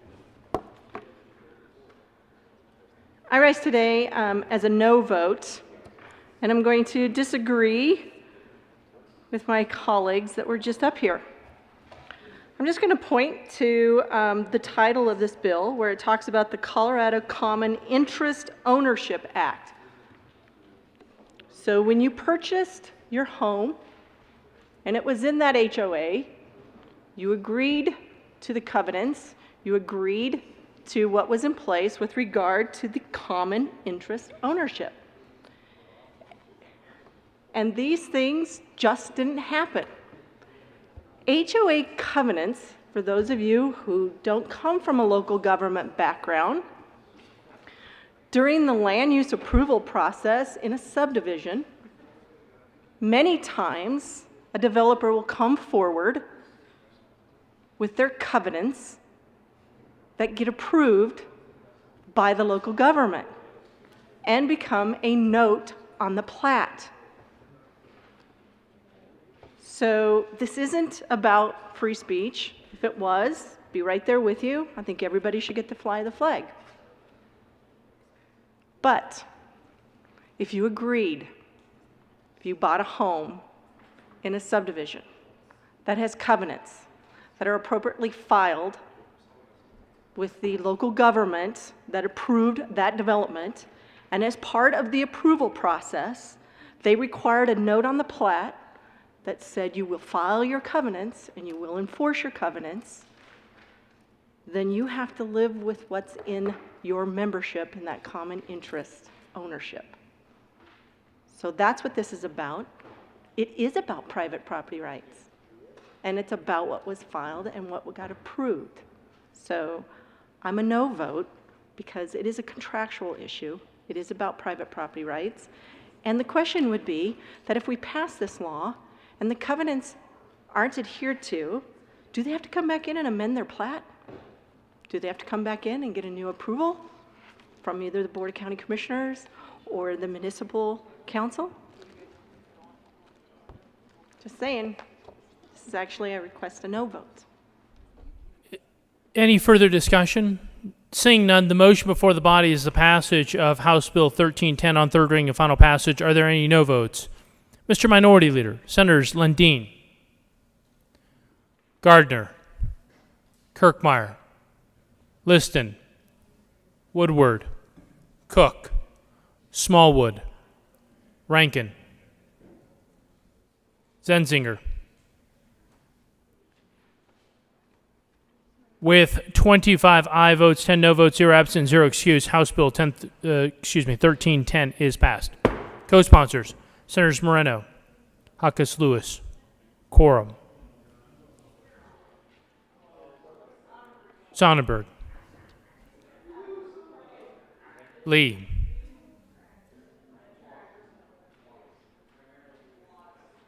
General Order, second reading bills. Senator Coleman. Thank you, Mr. President. I move the Senate resolve itself in the Committee of the Whole for consideration of General Order, second reading of bills. You have heard the motion. All those in favor say aye. Aye. All those opposed, no. The ayes have it. The motion is adopted. The Senate resolves itself the Committee of the Whole for consideration of General Order, second reading of bills. And Senator Coleman will take the chair.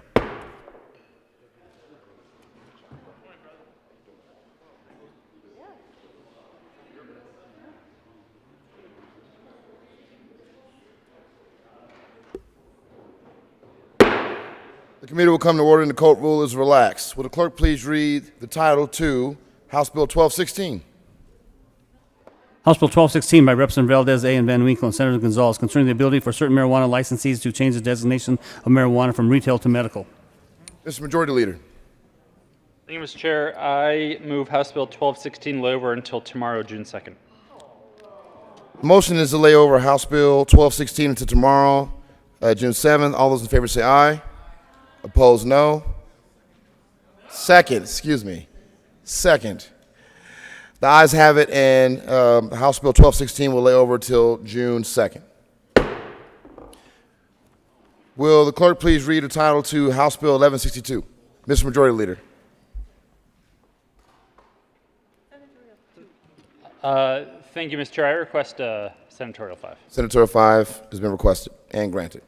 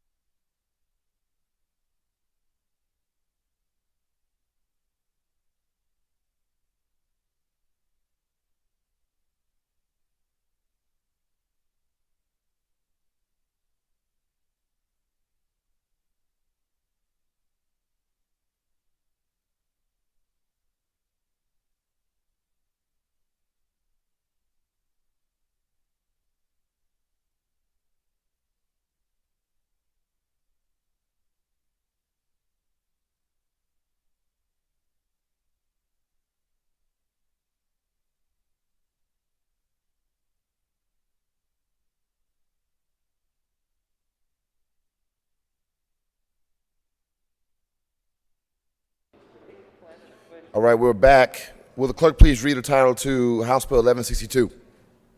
House Bill 1162 by Representative Valdez A. and Cutter and Senators Gonzalez and Garcia concerning the management of plastic products and in connection therewith making appropriation. Senator Gonzalez.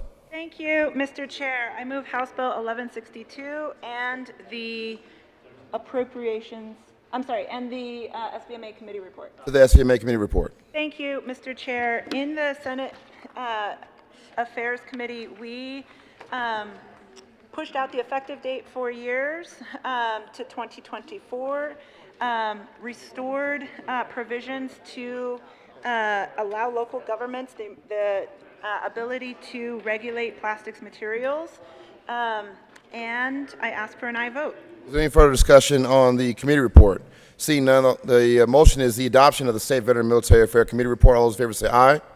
Those opposed, no. The ayes have it, and the report is adopted. To the Appropriations Committee report. Senator Gonzalez. Thank you, Mr. Chair. We appropriately appropriated the appropriations, and I ask for an aye vote. Is there any other discussion? Oh, you need to move the Appropriations Committee report. Senator Gonzalez. My apologies, Mr. Chair. I move the Appropriations Committee report and ask for an aye vote. Is there any other discussion? Seeing none, the motion is the adoption of the Appropriations Committee report. All those in favor say aye. Those opposed, no. The ayes have it, and the Appropriations Committee report is adopted. To the bill. There's the amendment on the desk. Would the clerk please read amendment number 47? Amendment 47 to House Bill 1162 by Senator Piola. Amend the State Veterans and Military Affairs Committee report dated May 25, 2021, page 1 after line 8, insert page 5 of the re-engrossed bill after line 24, insert 10, retail liquor store has a meeting set forth in section 44. Thank you, Mr. Chair. Members, I move L047. To the amendment. Thank you, Mr. Chair. Members, this amendment is intended to be a friendly amendment to House Bill 1162. And let me tell you the genesis of it from my perspective. I have noticed through the years, living, working, raising a family in Adams County, a number of situations observing folks coming out of liquor stores while I'm eating my lunch at the restaurant next to it, and they're purchasing single serve, let's call them shooters, that are plastic. I believe they're also made in aluminum and glass, but predominantly plastic. And then they simply consume them on the spot and then throw them away and jump in their vehicle and drive. I've also observed people working at certain blue-collar jobs while I've been waiting for servicing of my vehicles, doing same to hide their addiction. So I am moving this amendment and hoping the sponsor would accept it as a friendly amendment for two reasons. Not only will it help clean up our environment and reduce plastic pollution, especially in Adams County, yes, like the good senator from Arapahoe County is sporting. I also hope it will help marginally reduce folks with addiction issues as it's related to spirits, be able to conceal that from their loved ones. So with that, I would simply like to ask for an aye vote on L047. Senator Gonzalez.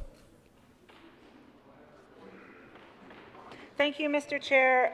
With all respect to the good senator from Adams County, I appreciate the intent behind the amendment. I am just now reading this in real time and have not had the opportunity to engage about this with our stakeholders, and so would love to hear more about with whom this amendment has been vetted.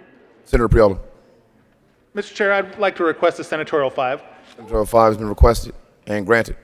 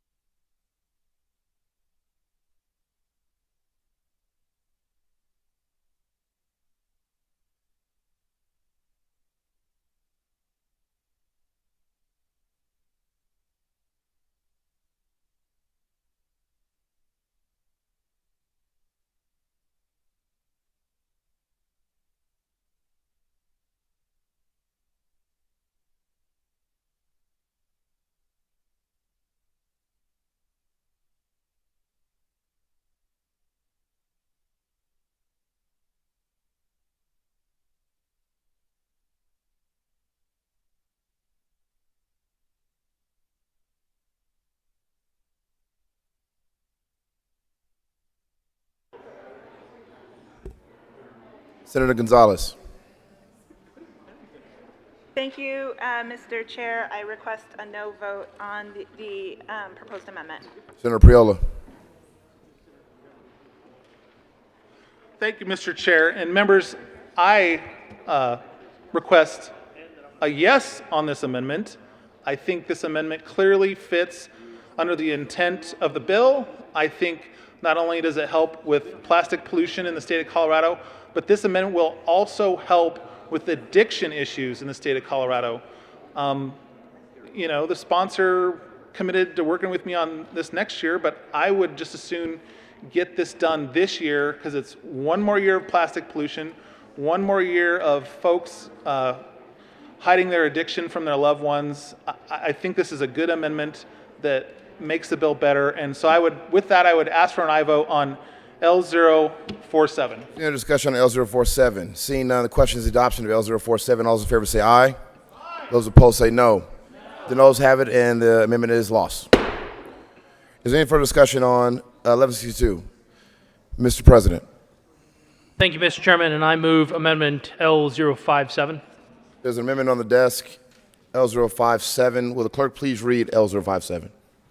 Amendment L057 to House Bill 1162 by Senator Gonzalez. Mr. President. Thank you, Mr. Chairman. I move amendment L057. And members, what this amendment would do is define small stores as meaning a store that operates solely in Colorado that has 3 or fewer locations in the state, that is not a party of a franchise, a corporation, or a partnership that has a physical location outside of Colorado. I'd encourage an aye vote. Any discussion? Seeing none, the motion is the adoption of L057. All those in favor say aye. Opposed say no. The ayes have it. The amendment is adopted. Is there any further discussion? Senator Woodward. Thank you, Mr. Chair. This bill is virtue signaling with a heavy cost to all people in Colorado, especially those at low wages. I took a look at a couple of studies that had been done around this factor. The first is from the economic impact from regulation of single-use plastics out of Pennsylvania, the Independent Fiscal Office, from June of 2020. Here are some of the key findings. Some of the effects on a ban on plastic bags. Number one, they'd result in retailers shifting to paper bags, heavyweight plastic bags, and other bags that have a more significant, other cloth bags that have a more significant impact on the environment than even these thin plastic bags. Some consumers would be forced to purchase regular trash bags because they no longer have those single-use plastic bags that are currently repurposed as trash bin liners in their homes. The total consumer cost would increase from this bill by $72 million. That is $70 million that we cannot use, that those consumers wouldn't be able to spend on other goods and services. A poll conducted by the Survey Research at Penn State, the per-person bag usage is significantly higher for households in lower income ranges. Respondents with a household income of less than $40,000 reported a 26% higher use than those in the next income group. This is a very regressive tax on those who can afford it least. A study in response to the non-economic impacts of single-use container bags from that same study takes a look at some of the other considerations. Number one, there are sanitary considerations if we get rid of single-use plastic bags. Those reusable plastic bags that we're going to be forced into can transmit bacteria and viruses. Most consumers don't clean reusable bags and use them in a safe manner. The report cited a research study that found that most consumers often do not separate meat and veggies from other food. In addition, the study found that 97% of respondents indicated that they had not even washed their reusable bags. Life cycle assessments show that reusable bags are not used often enough to offset the associated environmental impacts from those bigger, thicker bags. Because of increased water consumption used in manufacturing those bags, the overall environmental impact are actually greater from paper bags than from single-use plastic bags. Since single-use plastic bags are often reused, a ban could have unintended consequences by forcing consumers to purchase additional bags for trash cans, pet waste, etc. Life cycle assessment of plastic bags found that even the reuse of a single-use plastic bag, such as cotton carrier bags, needed to be used as many as 7,000 times in order to reduce the environmental impact than that of a single-use plastic bag. Senator Liston.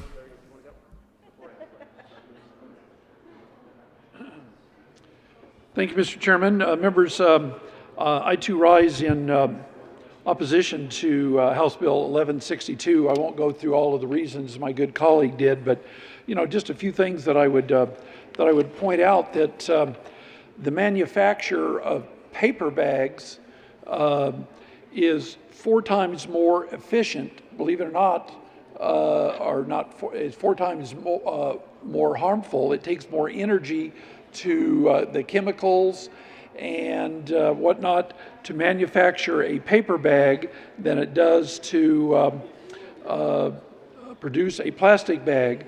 Plus, you have to consider the chemicals and the fertilizers that are used in producing paper bags.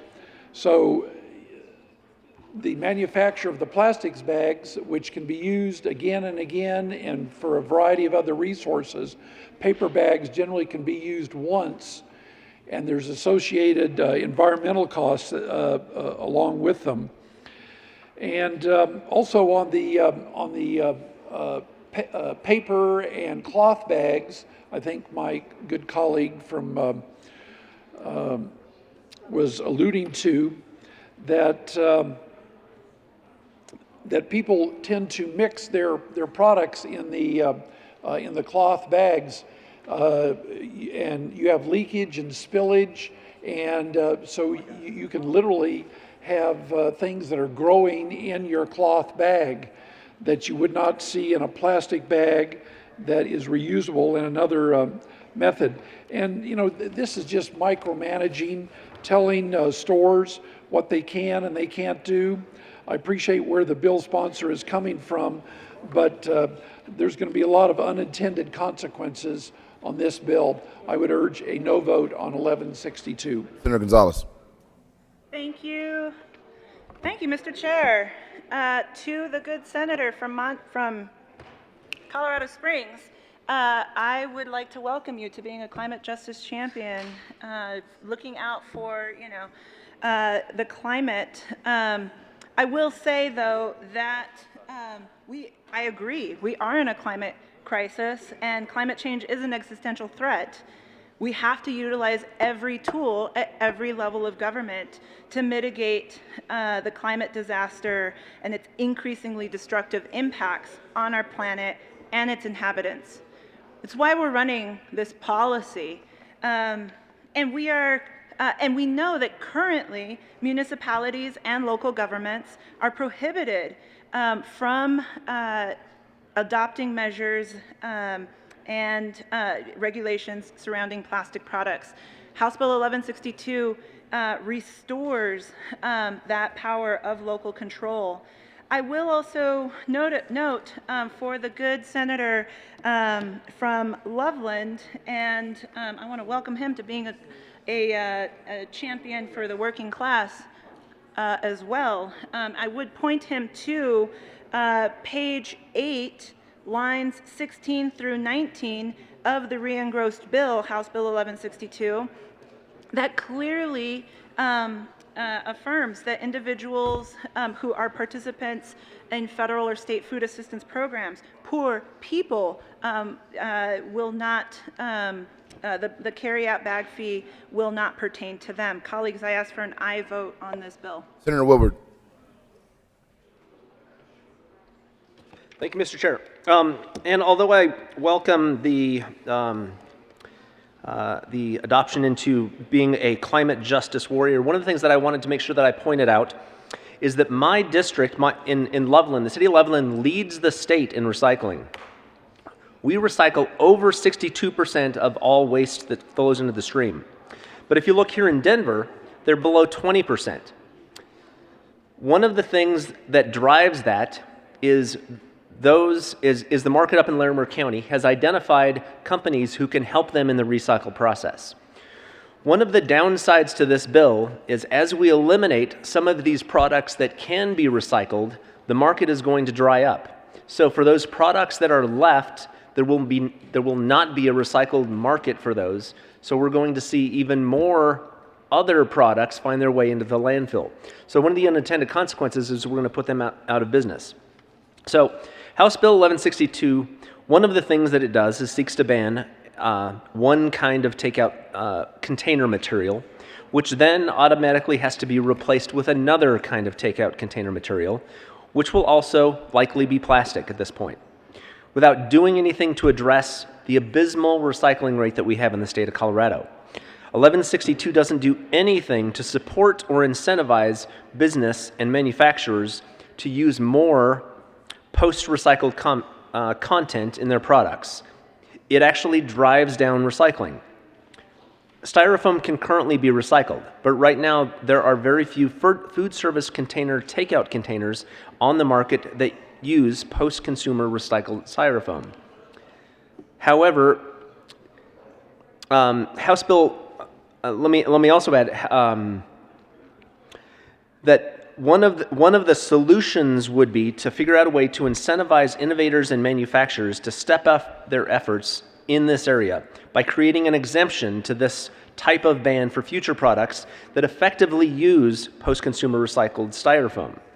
This in no way would interfere with the bills that would interfere with the ban that the bill sponsors are trying to put into place. All existing foam styrofoam containers would continue to be banned, since that seems to be what they want to do. However, if manufacturers are able to succeed in incorporating post-consumer recycled styrofoams into products in the future, this would create a path for them to do so. This is exactly the kind of innovation that we should be supporting if we are serious about reducing waste and encouraging the use of post-consumer recycled content.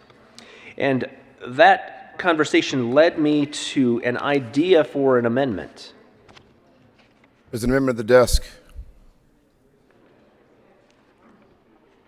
Will the clerk please read amendment number 48? Amendment L048. Senator Woodward. Thank you, Mr. Chair. L48, as I Would you like to move the amendment? Yes, thank you. Thank you, Mr. Chair. I move L048. To the amendment. L048 says that we're going to allow the bill itself to continue, and we're going to ban certain types of products. But in the future, if someone develops a product that uses post-consumer recycled, and it sets some fairly high limits that grow pretty quickly, up to 30%, we're going to allow those products to be used as a substitute product.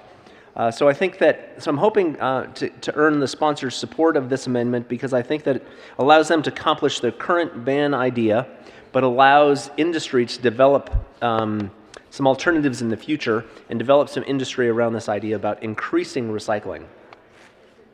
Mr. President. Thank you, Mr. Chairman, and with all due respect to the good senator from Loveland, this was part of some subsets of the conversations with stakeholders. Possibly well-intended, this amendment would not have the agreement of many. So I'd encourage a no vote on Amendment L048. Senator Liston.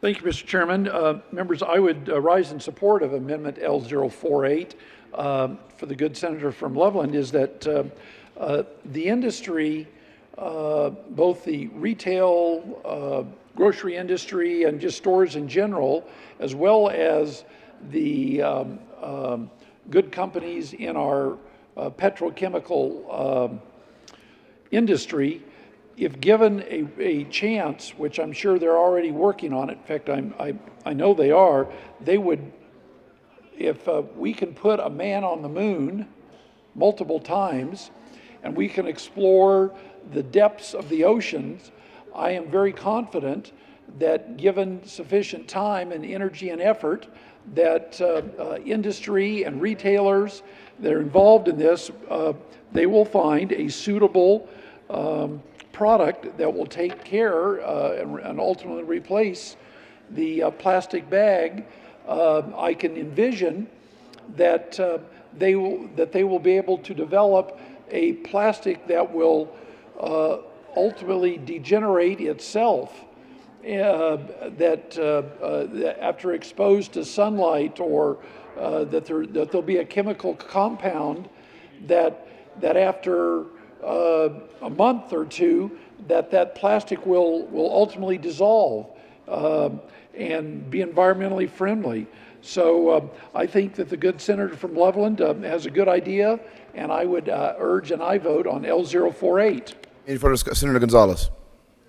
Thank you, Mr. Chair. I do just want to remind colleagues about what this amendment would pertain to. This is in regards to polystyrene products, one of the most harmful plastics to human health, containing a known carcinogen, and the percentages of post-consumer recycled resin content would be 30% by 2030. Colleagues, that means let's just have 30% fewer known carcinogens in our plastic polystyrene containers, which we put food in. I ask for a no vote. Any further discussion? Seeing none, the motion is the adoption of Amendment L048. All those in favor say aye. Those opposed say no. The noes have it, and the amendment is lost. Senator Woodward.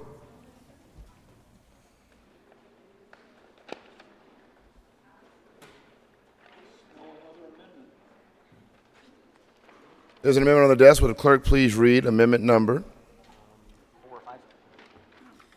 Amendment L049. Senator Woodward. Thank you, Mr. Chair. I move L049. To the amendment.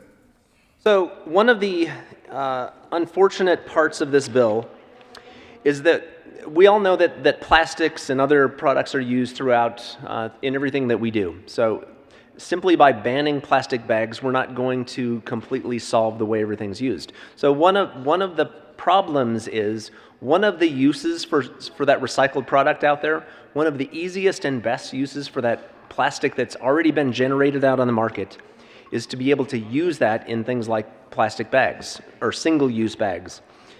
What this amendment does is it says that if manufacturers are able to develop a product that is 100% recyclable for a carry-out bag, that those would be allowed to be used. So in other words, we're taking product in plastics that are already out in the marketplace, and we're just giving them a place that we can use these up, so that it will not generate any more plastics in the environment, but lets us promote and encourage recycling. Any discussion on L049? Seeing none, the motion is the adoption of Amendment L049. All those in favor say aye. Those opposed, no. The noes have it, and the amendment is lost. Senator Woodward. Thank you, Mr. Chair. I move. Well, before I do that, Don't move it yet. Don't move it. I won't.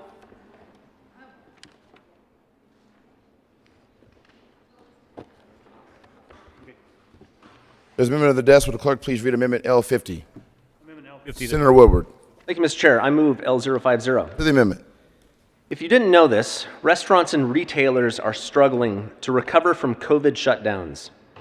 This bill drives up the cost to small business and ultimately drives up the prices that working families are going to pay at the cash register.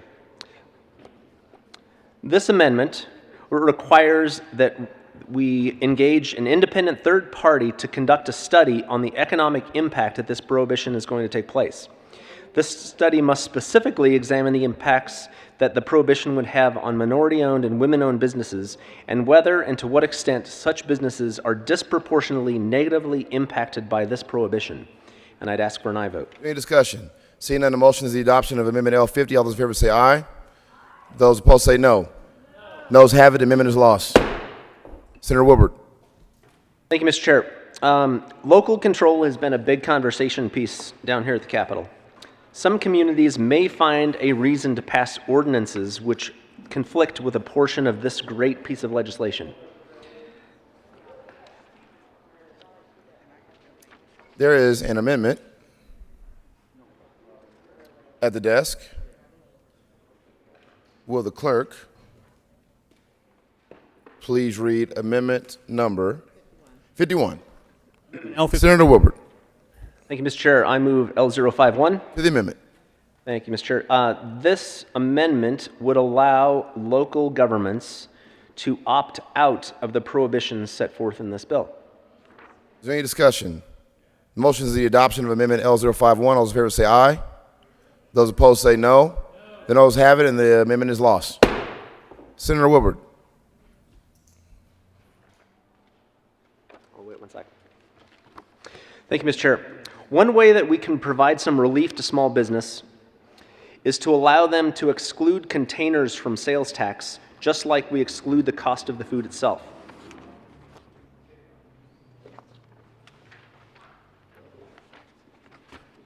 There is an amendment at the desk. Will the clerk please read amendment number 54?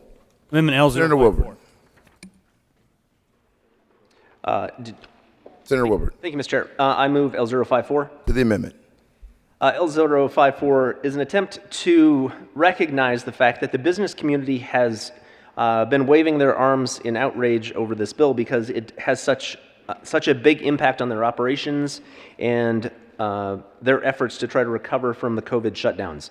This bill takes a small step and says, you know what, if you're a small business and you've got to replace your plastic bags or replace some of the products that are prohibited under this bill, you can exclude those from sales tax when you buy them from your suppliers. So it will save, let's say they have to spend this additional $70 million, I think is what that study said.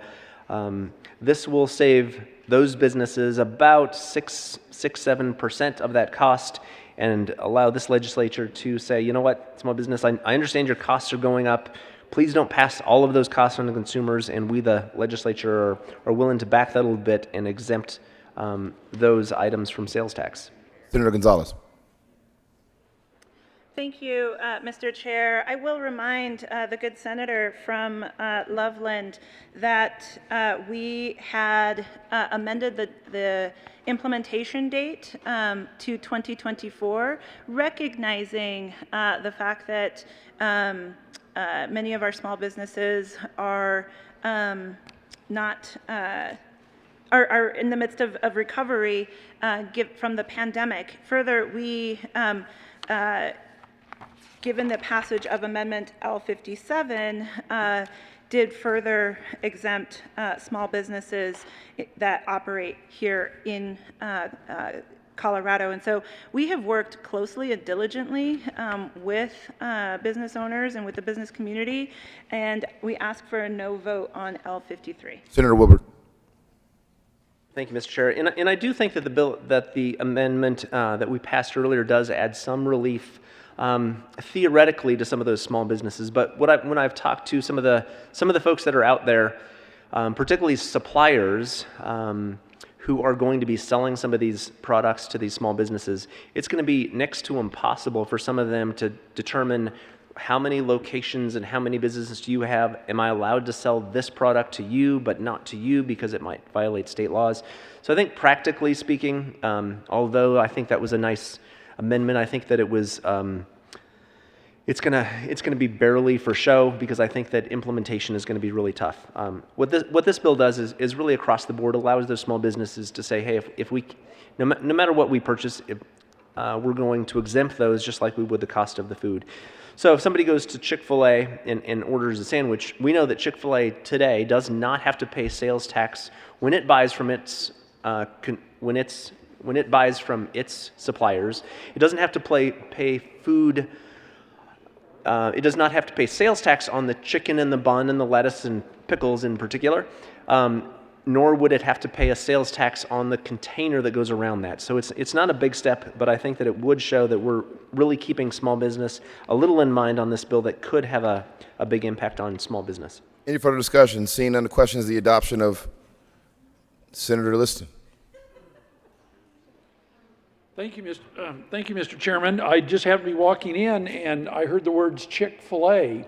And so I have to give a shout out because this is what we're talking about, American ingenuity, is that Chick-fil-A has a paper or cardboard, whatever you want to call it, that for their container of their sandwiches. And they're doing it on their own volition. they're not being forced to do it. They're probably environmentally conscious, or maybe there's even a preferential cost. You know, it doesn't cost as much or whatever reason, but they're doing it on their own. And I'm sure that this can be recycled. There is a real sandwich. Oh, I even see that the covering here of their sandwich is also made of paper. So, you know, a shout out to Chick-fil-A's currently and the future Chick-fil-A's. They may be a Subway, they may be a McDonald's, they may be any type of a company out there that, given the opportunity, the market will, they will pay attention to the market, and they will do what's best for not only themselves, but for their customers as well. So with that, it's enough. Yes, bon appetit. I will eat my Chick-fil-A sandwich. Senator Gonzalez. Thank you for demonstrating the importance of encouraging companies to do the right thing. I ask for a no vote on the amendment and an aye vote on the bill. The motion is Senator Woodward. The motion is adoption of Amendment L054. All those in favor say aye. All those opposed say no. The noes have it. The amendment is lost. Senator Woodward. Thank you, Mr. Chair. We all understand that reusable bags carry pathogens. If this bill passes, undoubtedly some people will get sick from food contamination when they get home. But what about the salmonella and E. coli that they bring into the grocery store every time that they bring those reusable bags that have not been cleaned? I think we should perhaps take some time to sit back and study this and see what impact it's going to have as we introduce pathogens back into grocery stores.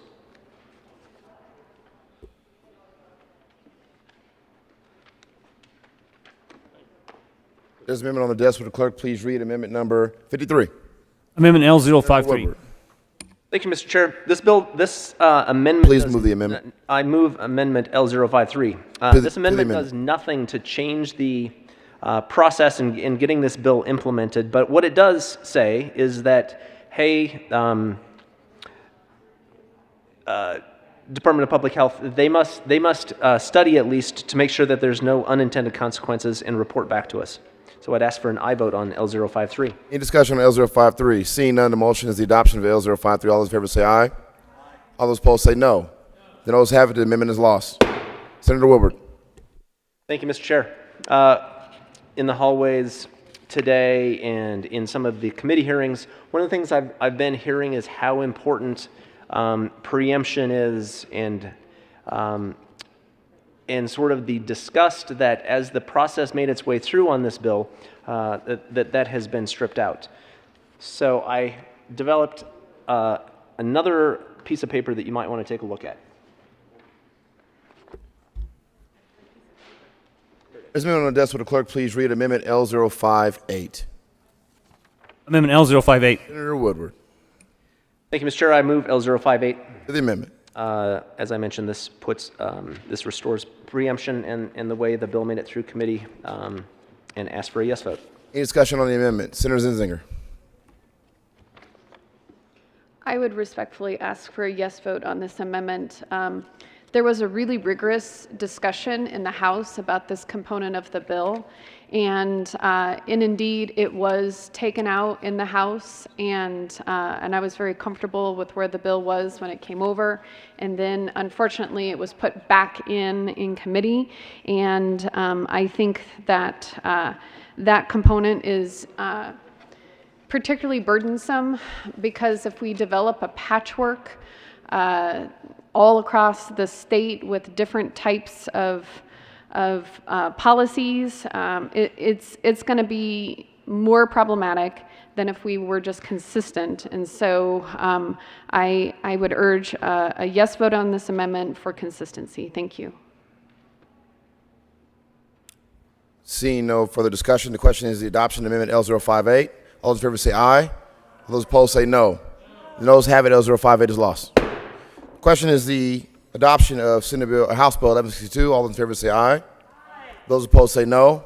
The ayes have it, and 1162 is adopted. Would the clerk please read the title of Senate Bill, Madam Assistant Majority Leader? Thank you, Mr. Chair. I move that Senate Bill 200 lay over until tomorrow, June 2nd. The motion of adoption is the motion. The motion is to lay over Senate Bill 200 until tomorrow, June 2nd. All those in favor say aye. Those say no. Opposed? Say no. The ayes have it. Senate Bill 200 will be laid over to tomorrow, June 2nd. Will the clerk please read the title of House Bill 1307? Senatorial 5 has been requested.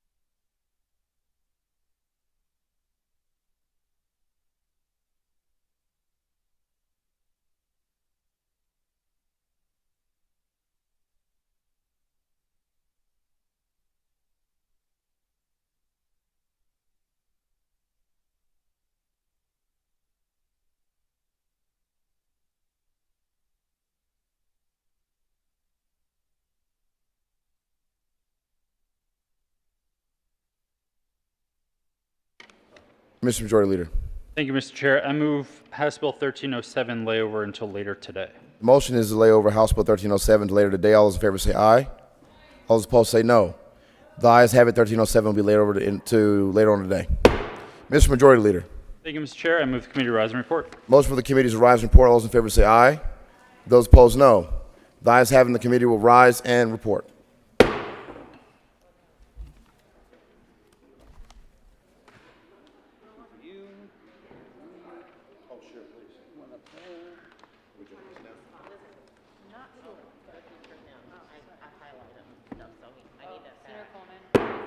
The Senate will come to order. Senator Coleman.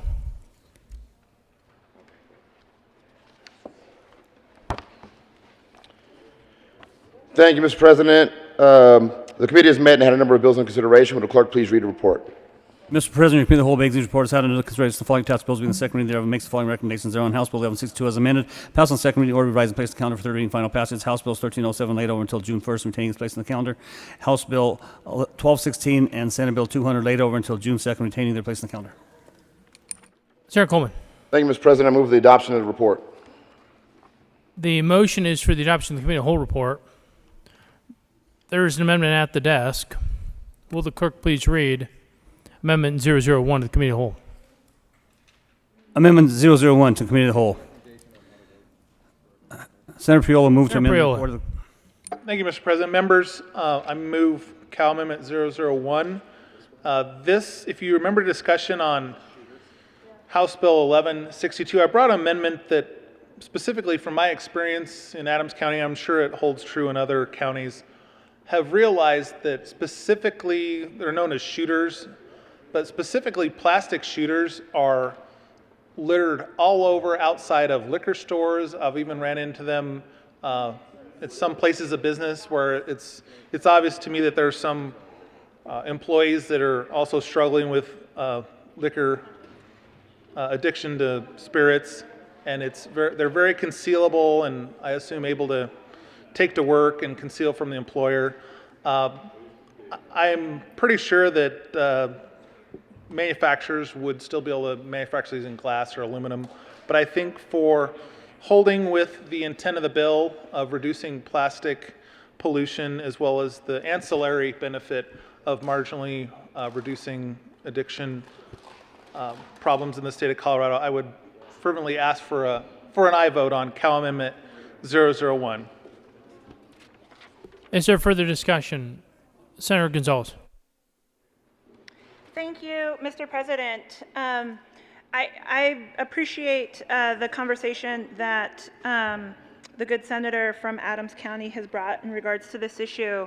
And I will say that I asked for a no vote because I think that this is a bill, not because I necessarily am opposed to the idea of this amendment. I think that there are a number of stakeholders with whom we should discuss and debate this proposed idea, and I have committed to work with the sponsor of said Cal amendment on researching this matter further. But colleagues, I will encourage you to vote your conscience on this.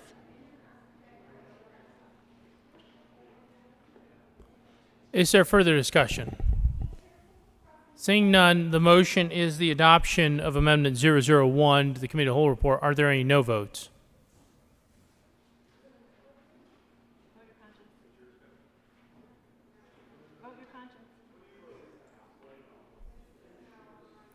Senators Hawkes Lewis, Coleman, Zenzinger, Danielson, Story, Buckner, Kolker, Janal, Pedersen, Lee, Rodriguez, Donovan.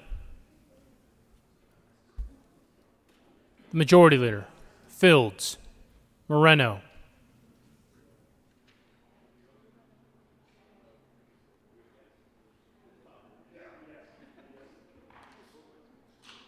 Gonzalez, Winter. Please add the President.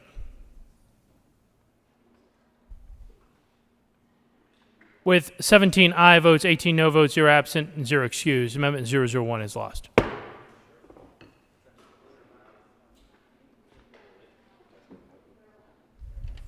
The motion is for the adoption of the committee of the whole report. Are there any no votes?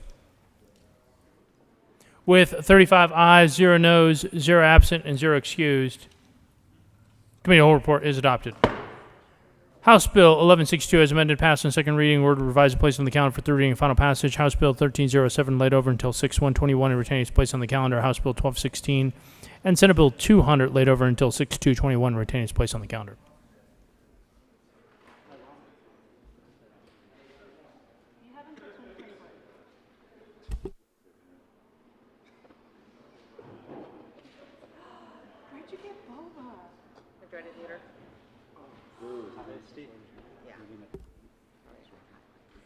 Mr. Majority Leader.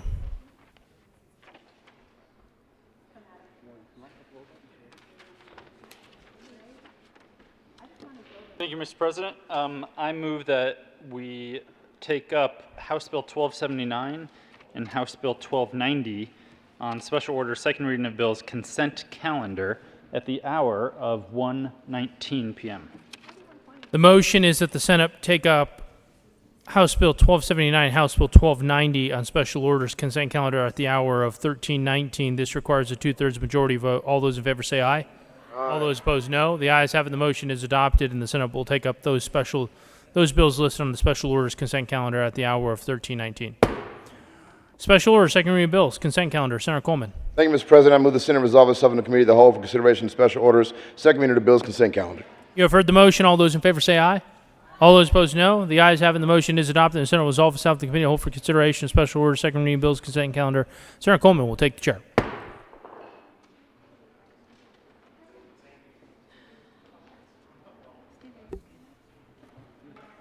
Committee will come to order, and the court rule is relaxed. Will the clerk please read the title of all the bills on special order of second reading of bills consent calendar? House Bill 1279 by Representative Young and Holtorf and Senator Fields concerning the regulation of practitioners of occupational therapy and in connection therewith enacting Colorado's membership in an interstate compact concerning the limited interstate practice of occupational therapy and providing for the issuance of provisional licenses to certain qualified individuals. House Bill 1290 by Representative Escar and Will and Senators Fenberg and Rankin concerning funding to provide just transition for coal transition workers and coal transition communities and in connection therewith making an appropriation. Majority Leader Fenberg. Thank you, Mr. Chair. I move for the adoption of all the bills on the consent calendar, and there are no committee reports. Is there any discussion on any of the bills on consent calendar? The motion for the body is adoption of all the bills in the special order second reading of bills consent calendar. All those in favor say aye. Those opposed, no. The ayes have it, and the bills are adopted. Majority Leader Fenberg.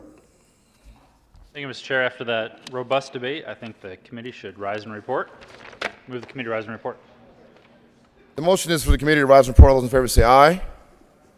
Opposed, no. The ayes have it, and the motion is adopted. The committee will rise and report.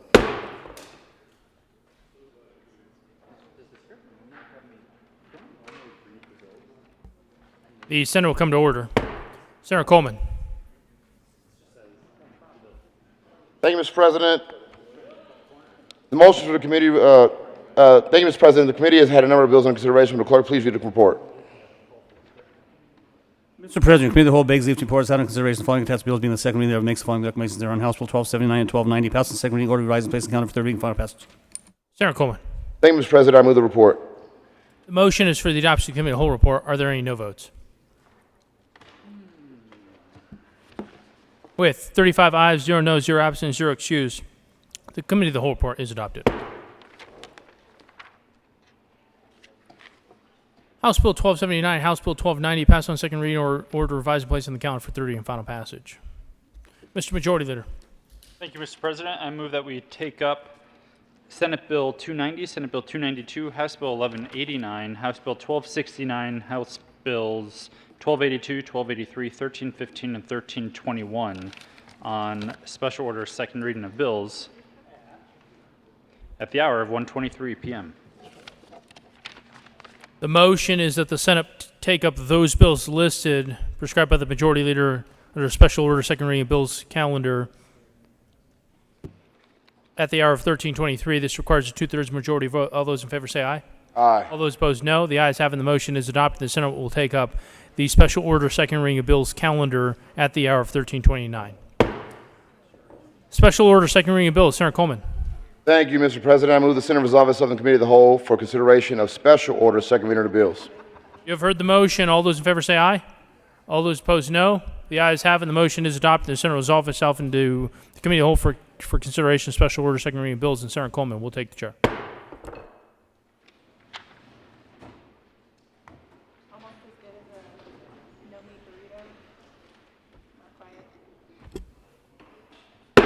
The committee will come to order and the court will relax. Will the clerk please read the title of Senate Bill 290?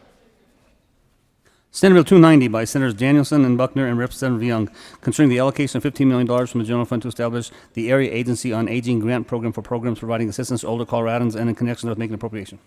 Senator Danielson. Thank you, Mr. Chair. I move Senate Bill 290 on second reading. To the bill. Thank you, Mr. Chair. Folks, this is a simple bill, but it will have a huge impact on Coloradans all over. As you know, senior citizens were some of the most devastated populations across the state and the country during the COVID-19 pandemic, and accounted for the overwhelmingly large majority of the deaths. So while our greater Colorado community is working to recover from the pandemic and its impacts, one portion of the population is still pretty severely impacted, and we have some critical programs here that will help lift them up and protect seniors, provide some security, and bring them back in a stronger way from the pandemic. And so I urge an aye vote on Senate Bill 290. Some of the programs that we will hopefully be able to accomplish have to do with accessibility. So again, while the high rates of deaths in these nursing home facilities and congregate living facilities, it reminds us that we need to always strive to make sure that Colorado seniors are able to live independently with dignity, pandemic or not. But the impacts of COVID-19 showed us how critical it is to keep folks in their homes as long as they'd like to be. So retrofitting and modifying people's homes, that can be a simple step from having them go into nursing home facilities. Transportation, so not just of the seniors where they need to go, but of goods and nutrition. It's no good to have a Meals on Wheels program if you don't have a van to drive the food around, right? It's real nice if you have a Meals on Wheels program, but you don't have a kitchen to cook the food in. So we'll be able to, for the first time, plug some of these huge gaps that are preventing seniors from getting these critical services that keep them in their homes and healthy. Also, services provided at senior centers themselves will be enhanced so that we're not just providing critical nutrition and medical services, but also in order to improve your health all the way around, you've got to improve your mental health as well. The effects of the last year on senior citizens across the state have been absolutely devastating, and a large portion of that is because of the isolation. Again, because of the pandemic, these folks were isolated in a way that most others weren't. So we have programs that are socializing, that are for health, for the well-being, for the management of finances, caregiving and critical services in their homes, transportation, home modification. All of these things are really necessary to provide seniors with the basic needs to keep them in their homes, independent, living with dignity, and this bill, Senate Bill 290, will provide critical security for seniors, and I urge an aye vote. Senator Buckner. Thank you, Mr. Chair. Senator Danielson gave a great overview of this bill. As she said, it's a simple bill. During the pandemic, I received so many emails from my seniors. I have several senior center facilities in my Senate district, and the most important factor is the fact that they need to keep their dignity. They want to be independent, but right now they need a hand up to help them get through their senior years because they're struggling. And I'm a senior citizen. I'm very fortunate, but so many people who are seniors who are living in facilities are not as fortunate as I am. And this bill is going to make a huge difference in so many lives and the critical services that so many of these seniors deserve. So I am asking an aye vote on this very important bill. Members, before we move to the next place, please refrain from calling each other by name and therefore call each other by city or county, because I can't remember who said that last. I'm just going to forget about that. I can't remember who did that, so we're going to move on to the next step. I believe there is an amendment at the desk. Would the clerk please read Amendment L002? Amendment L002. Senator Danielson. Thank you, Mr. Chair. I move Amendment L002. To the amendment. Thank you, Mr. Chair. We had a good discussion in committee last week, and it was just requested by one of the members that we insert some language so that as part of the reporting back to the SMART hearings next year, or at the end of this year rather, I think, I'll have to double check, but part of our reporting includes how the money was spent and where the programs went, just a little bit more detail to report back on exactly how the money was spent. So we said, that's great, we will happily do that, and that's the language. Is there any discussion? The motion is the adoption of Amendment L002. All those in favor say aye. Aye. All those opposed say no. The ayes have it. L002 is adopted. Senator Lundin. Thank you, Mr. Chair. I rise to talk about Senate Bill 290, not so much to speak to the content of the bill, but to signpost the fact that this bill is different in its nature and its character by virtue of how it arrives to us. So I'm sure you've all been at the water's edge, where the land meets the water. And sometimes you've experienced a wind behind the waves, where the water is being pushed up against the shore. At first, there are tiny ripples at your feet as you look out to the water. And over time, as the wind rises, in fact, the waves may get bigger. In fact, there might be a seismic event somewhere out in the water, and it leads to what is known as a tsunami, a gigantic wave of water that washes over the shore and beyond. This bill is the ripple of that wave which may become a tsunami. This is the first of the almost $4 billion in federal stimulus money that is flowing into us. Now, what does that mean? Well, that means that you may look at this bill the same way, use the same legislator lens you would use to evaluate a bill, or you may look at it differently. Were this bill funded by general fund money, I know for a fact I probably wouldn't support it. But because it's made with this money from the federal government that is flowing in small waves now, bigger waves soon, gigantic waves in the immediate future, perhaps I look at it differently. I just want to call out to my colleagues the fact that we are entering into this unusual framework of policymaking where we are doing that which we eschew, frankly. We always balance our budget here in the state. Federal government can't seem to do that, hasn't been able to do it since forever. This is part of that unbalanced budget, that some would argue unhinged policymaking that comes from DC. We need to pay attention to exactly what's going on here.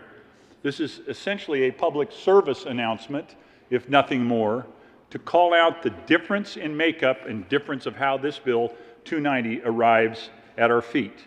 A small wave before the big waves ahead of the tsunami. Thank you, Mr. Chair. Any further discussion? Senator Janal. Thank you, Mr. Chair. I rise in full support of Senate Bill 290. Thank you for bringing this bill forward to the bill sponsors. You know, seniors always seem to get left out, and this $15 million is going to make a big difference to our area agencies on aging. And I ask for your support for Senate Bill 290. Thank you. Seeing no further discussion, the motion is the adoption of Senate Bill 290. All those in favor say aye. All those opposed say no. The ayes have it. Senate Bill 290 is adopted. Will the clerk please read the title of Senate Bill 292? Senate Bill 292 by Senators Winter and Rankin, Representative Duran, concerning the allocation of $15 million from the Economic Relief and Recovery Cash Fund under the Federal American Rescue Plan Act of 2021 for purposes of funding victim services programs to assist persons disproportionately impacted by COVID-19 public health emergency and in connection with making appropriation. Senator Rankin.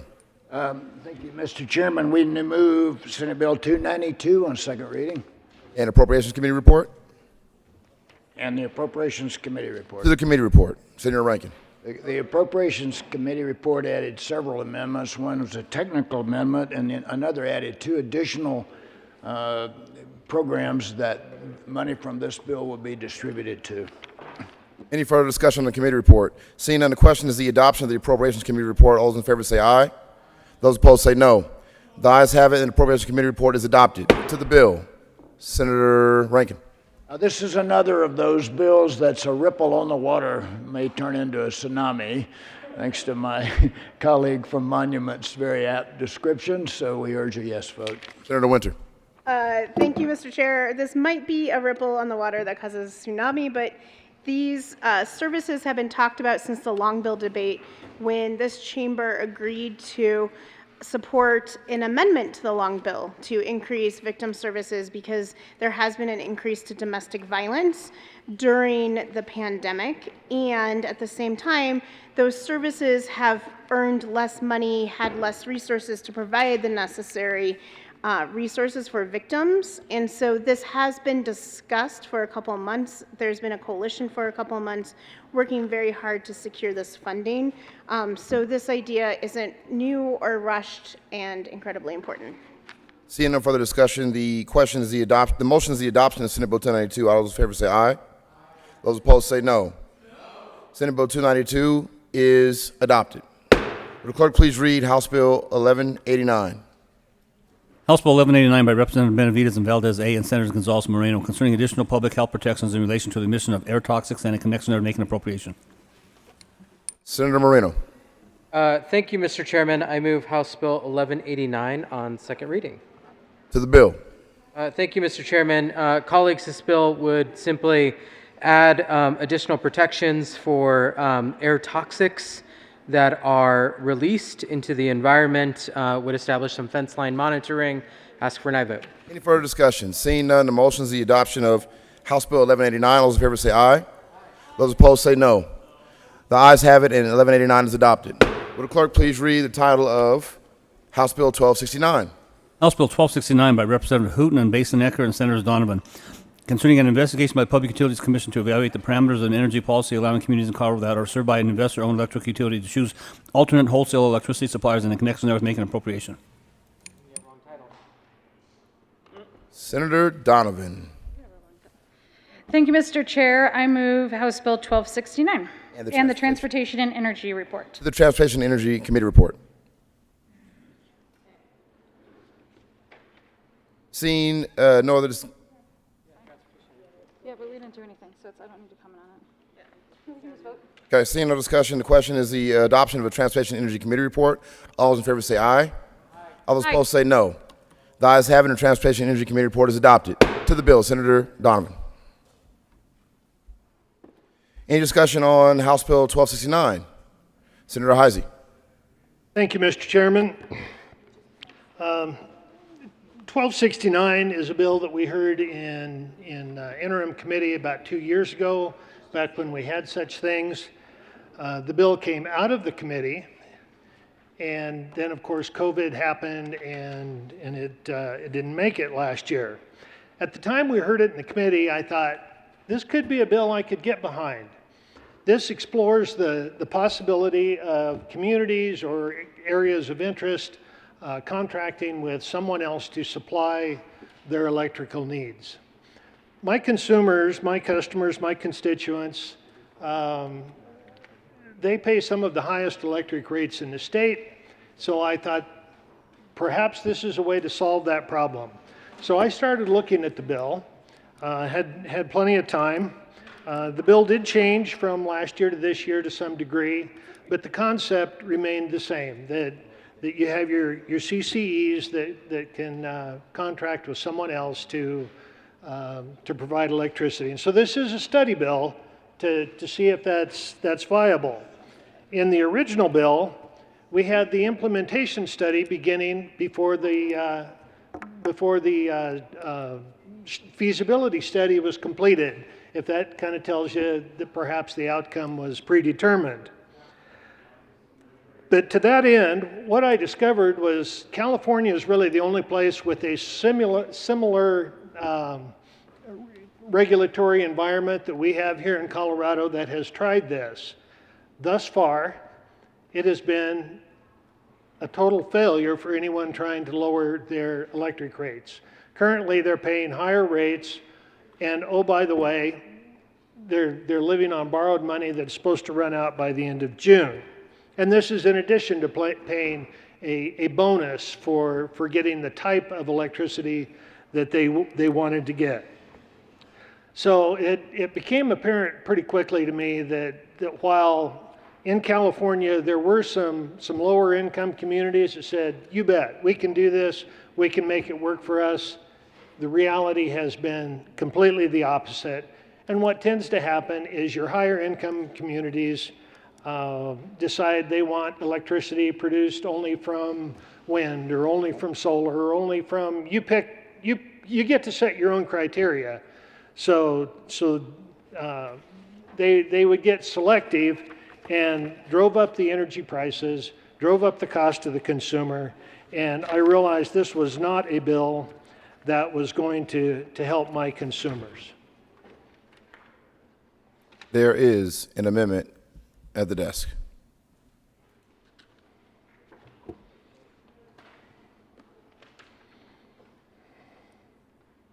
Will the clerk please read Amendment L022? Amendment L022. Senator Heisey. Senator Heisey. Thank you, Mr. Chairman. I move L022. To the amendment. Thank you. This allows a study to evaluate options other than CCEs, like community partnerships. This is another way of communities working together with their utility, with the current utility. Does not preclude the current utility from being part of that discussion. And I think if we're going to look at options, we probably need to look at all of our options. Would encourage an aye vote on L022. Senator Donovan.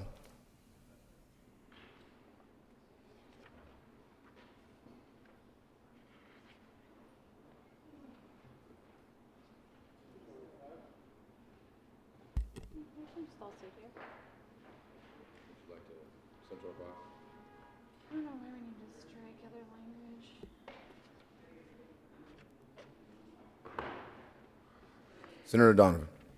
Thank you, Mr. Chair. I'm going to ask for a no vote on this amendment, although I do think that community choice and partnerships will end up being a part of the conversation, but this does strike other language, so I'm going to ask for a no vote on L22. Any discussion on L022?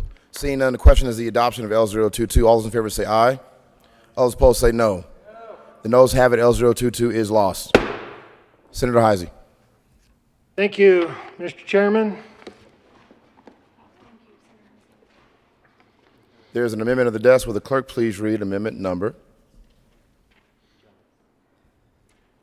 16? Amendment L016. Senator Heisey. Senator Heisey. Thank you, Mr. Chairman. This amendment, Please I move the move amendment. L016. To the amendment. Thank you. This amendment assures that the CCEs cannot impact utility clean energy plans. We have been hearing for the 3 years that I've been up here, all the great things that the IOUs are doing. They're closing down their coal plants, they're putting in solar, they're buying wind from here, there, and somewhere else.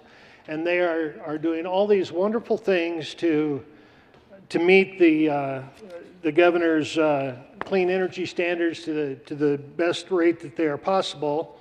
Well, that is all based on an assumption that they're going to have the same customer base or a growing customer base as they have right now.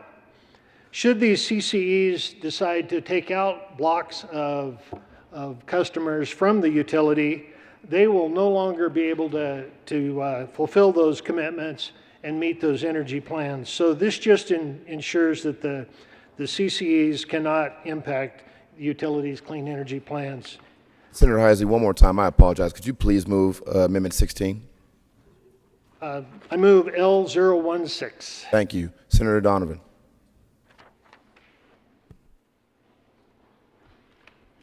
Thank you, Mr. Chair. I'm going to ask for a no vote on L16. I believe that this will already be captured on page 11, lines 18 through 20, and on page 12, lines 3 through 7. correction, ask for a no vote. Any discussion on L016? Seeing none, the question is the adoption of Amendment L016. All those in favor say aye. Those opposed say no. The noes have it. L016 is lost. Senator Heisey. There's an amendment on the desk. Will the clerk please read Amendment L017? Amendment L017. Senator Heisey. Thank you, Mr. Chairman. I move L017. To the amendment. This ensures that the study evaluates the risk of CCEs that they're going to have to existing utility customers if a CCE folds and the incumbent utility is required to serve those customers. In the end, the only thing that matters here is customers. Customers provide the money for the CCEs if they come about. Customers provide the money to the existing utilities. However, if an existing utility no longer has that customer base, they have made plans and may have sold the lines, may not have sold the lines. That's still yet to be determined, just exactly how the electricity would be delivered. But if they have cut back on their contracts to purchase electricity based on the fact that a CCE now services a portion of their customer base or their former customer base, and suddenly the CCE folds, who's going to be responsible? Does the utility suddenly have to pick up the transmission of electricity that they haven't contracted to purchase on 24-hour notice, or do they get a whole 30 days or something to go out there? So this just ensures that the study would evaluate those risks. Would encourage an aye vote. Any discussion on L017? Senator Donovan. Thank you, Mr. Chair. I'm going to ask for a no vote on L117. Again, I think this is a redundant request, and the bill already puts the consumer front and center on the pros and cons of CCEs. Seeing no further discussion, the motion is the adoption of L017. All those in favor say aye. Those opposed say no. Noes have it. L017 is lost. Senator Heisey. There's a theme developing. There is an amendment at the desk. Will the clerk please read Amendment L008? Amendment L008. Senator Heisey. Thank you, Mr. Chairman.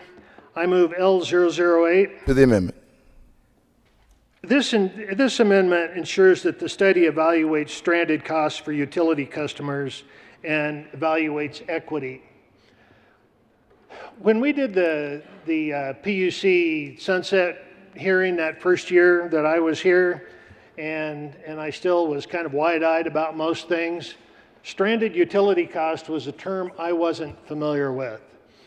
Kind of what that means is, for some reason, a capital investment that a utility has made, such as a coal plant down in Pueblo, in fact, maybe 2 or 3 of them, if those are not used to the end of their life period, and this is just an example, it could be any number of things, but those are not used to the end of their expected life, then an investment has been made that has not been allowed to be recouped. So the PUC then allows that utility company to classify that as a stranded investment, and they're able to still receive their some sort of reimbursement for that stranded investment. That way they can meet their bonds, they can do, whatever accounting type people do with those numbers. Well, if the CCEs come in and again take some of that customer base, now the utilities have investments, whether it's a coal or natural gas plant, whether it's a new solar field that they have put in, regardless of what it is, a transmission line that's no longer needed. This amendment would ensure that the study evaluates the utility cost for those stranded investments and what it's going to do to the customers, and as far as it evaluates equity, so there's a fairness to all. Would encourage an aye vote. Any further discussion on L008? Senator Donovan. Thank you, Mr. Chair. I'll ask for a no vote on this. The concept of impacts of stranded, I just lost it, of the stranded generation is again mentioned in another part of the bill, and I would say that one of the hallmarks of this bill is repeatedly looking at pros and cons. So I think the pros and cons will emerge through this stakeholder process. We also don't specifically have stranded generation costs defined anywhere in the bill, so this amendment would introduce a new undefined definition. Ask for a no vote. Senator Heisey. Any discussion on L008? Okay. I vote. Seeing none of the question, the motion is the adoption of L008. All those in favor say aye. Aye. Those opposed say no. The noes have it. L008 is lost. Senator Heisey. There is an amendment at the desk. Thank you, Mr. Chair. Will the clerk please read L015? Amendment L015. Senator Heisey. Thank you, Mr. Chair. Move L015. To the amendment. This amendment ensures a fair evaluation of the impacts of existing and CCE customers. If you look at the bill, and particularly the declaration, but all throughout the bill, it's assumed that the CCE is right, that whatever the CCE does is a better and more efficient, more costly, more of whatever it is you're looking for.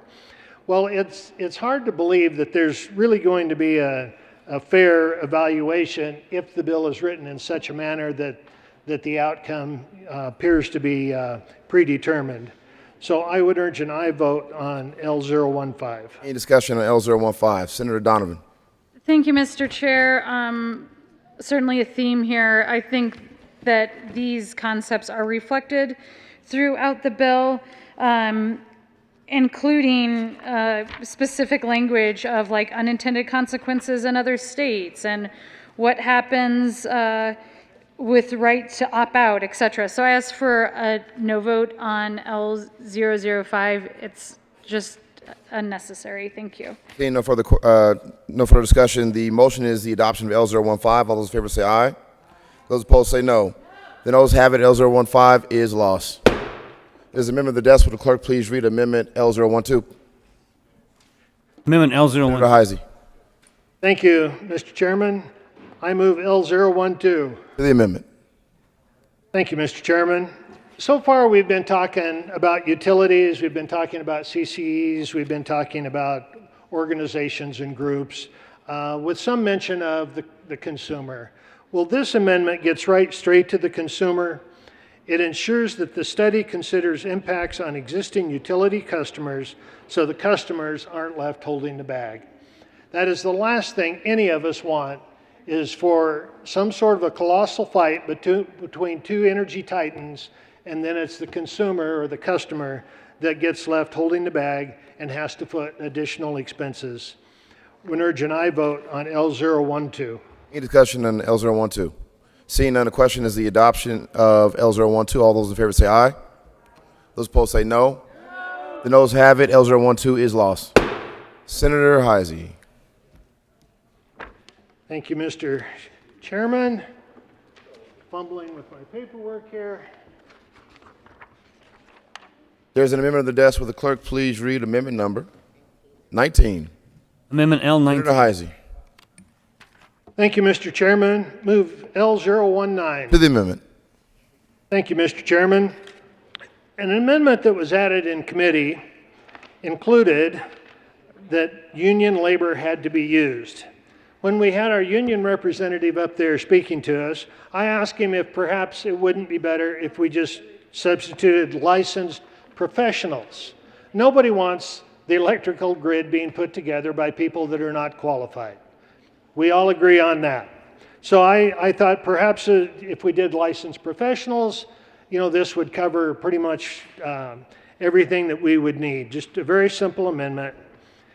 Well, his response was, I work for the unions. It's my job to ensure that union jobs are protected. Well, I don't work for the unions, and near as I can tell, well, we shouldn't be working for the unions, and near as I can tell, I don't think we're part of a union here. But this is just a very simple common sense. We're not picking the winners and losers. We're just saying that licensed professionals have to be used. But encourage and I vote. In discussion on L019. Seeing none, the motion is the adoption of L019. Those in favor say aye. Those opposed, no. The noes have it, and L019 is lost. There is maybe an amendment? There we are. As a member of the desk, would the clerk please read Amendment 9? Amendment Senator L009. Heisey. Thank you, Mr. Chairman. I move L009. To the amendment. Thank you, Mr. Chairman. This ensures that the study evaluates how CCEs can build upon and not take away from the state's energy goals, including progress that has already been made to reduce greenhouse gases. You already heard me talk a little bit about how CCEs shouldn't be putting us behind on our greenhouse gas goals and particulates and all those types of things. This just makes it clear that the study has to evaluate that and not make assumptions. I would encourage an aye vote. Any discussion? Seeing none, the motion is the adoption of L009. All those in favor say aye. Those opposed, no. The noes have it, L009 is lost. Senator Heisey. There's an amendment of the desk. Will the clerk please read Amendment 10? Amendment L010. Senator Heisey. Thank you, Mr. Chairman. I move L010. To the amendment. Thank you, Mr. Chairman. This amends the declaration to include Colorado Utilities' progress for meeting the state's 2030 greenhouse gas goals. Again, another one of those that tend to run together, but they have been spelled out and mentioned so many times in the bill that it bears repeating that we absolutely need to make sure that the study includes how CCEs may impact Colorado's greenhouse gas roadmap. Urge an aye vote. Is there any discussion? Seeing none, the motion is the adoption of Amendment 10. All those in favor say aye. Those opposed, no. The noes have it, the amendment is lost. Seeing no further discussion, the motion is the adoption of House Bill 1269. Oh, is there an amendment of the desk? Will the clerk please read amendment number 13? Amendment L013 to House Bill 1269. Senator Heisey. Thank you, Mr. Chairman. Move L013. To the amendment. Thank you. This study makes sure that the impacts of a CCC on demand site management and other regulated utility programs are part of the study.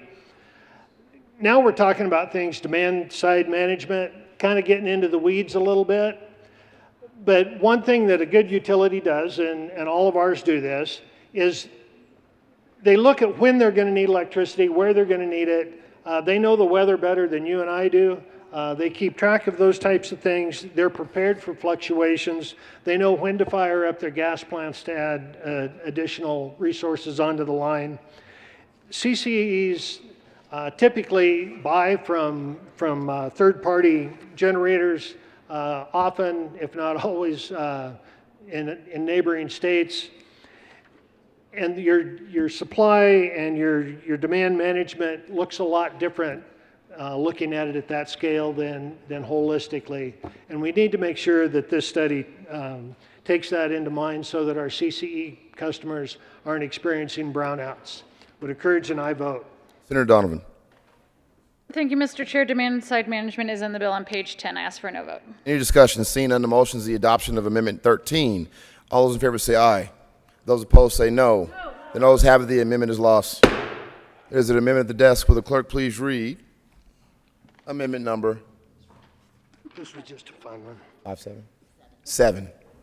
Amendment L007. Senator Hodge. 007. Thank you, Mr. Chairman. Move L007. To the amendment. Thank you. With my last amendment here, I had more, but just to show you kind of how biased this is, you need to read the declaration. But what this amendment does, it gets rid of the legislative declaration just talking about how great CCEs are. Would encourage an aye vote. A great amendment. Senator Donovan, would you? Okay, seeing no further discussion, the motion is the adoption of Amendment 007. All those in favor say aye. Those opposed say no. The noes have it. Imagine that. The amendment is lost. The motion is the adoption of House Bill 1269. All those in favor say aye. Opposed say no. The ayes have it. House Bill 1269 is adopted. Would the clerk please read the title of House Bill 1282? House Bill 1282 by Representative Weissman and Senator Gonzalez concerning additional consumer protections resulting from the regulation of mortgage servicers and in connection therewith making appropriation. Senator Gonzalez. Thank you, Mr. Chair. I move House Bill 1282 and the Finance Committee report. To the Finance Committee report. Thank you, Mr. Chair. We made a number of amendments, and I ask for an aye vote. Question is adoption of the Finance Committee report. All those in favor say aye. Those opposed say no. The ayes have it. The Finance Committee report is adopted. To the bill, Senator Gonzalez. Seeing no further discussion, Mr. Minority Leader.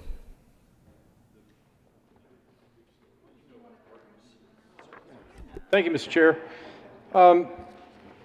I appreciate the stakeholder work that's gone into 1282. I think more on the House side, having represented this industry for most of my adult career between 1992 and 2008, this is something I know a little bit about.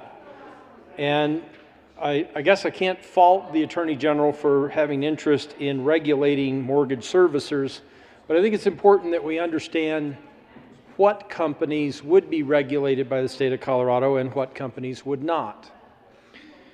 Especially after the foreclosure crisis started in 07, went through 08, 09, started to come out of it in 10. That was during the Obama administration. There was a federal office called CFPB that was created in Washington, D.C.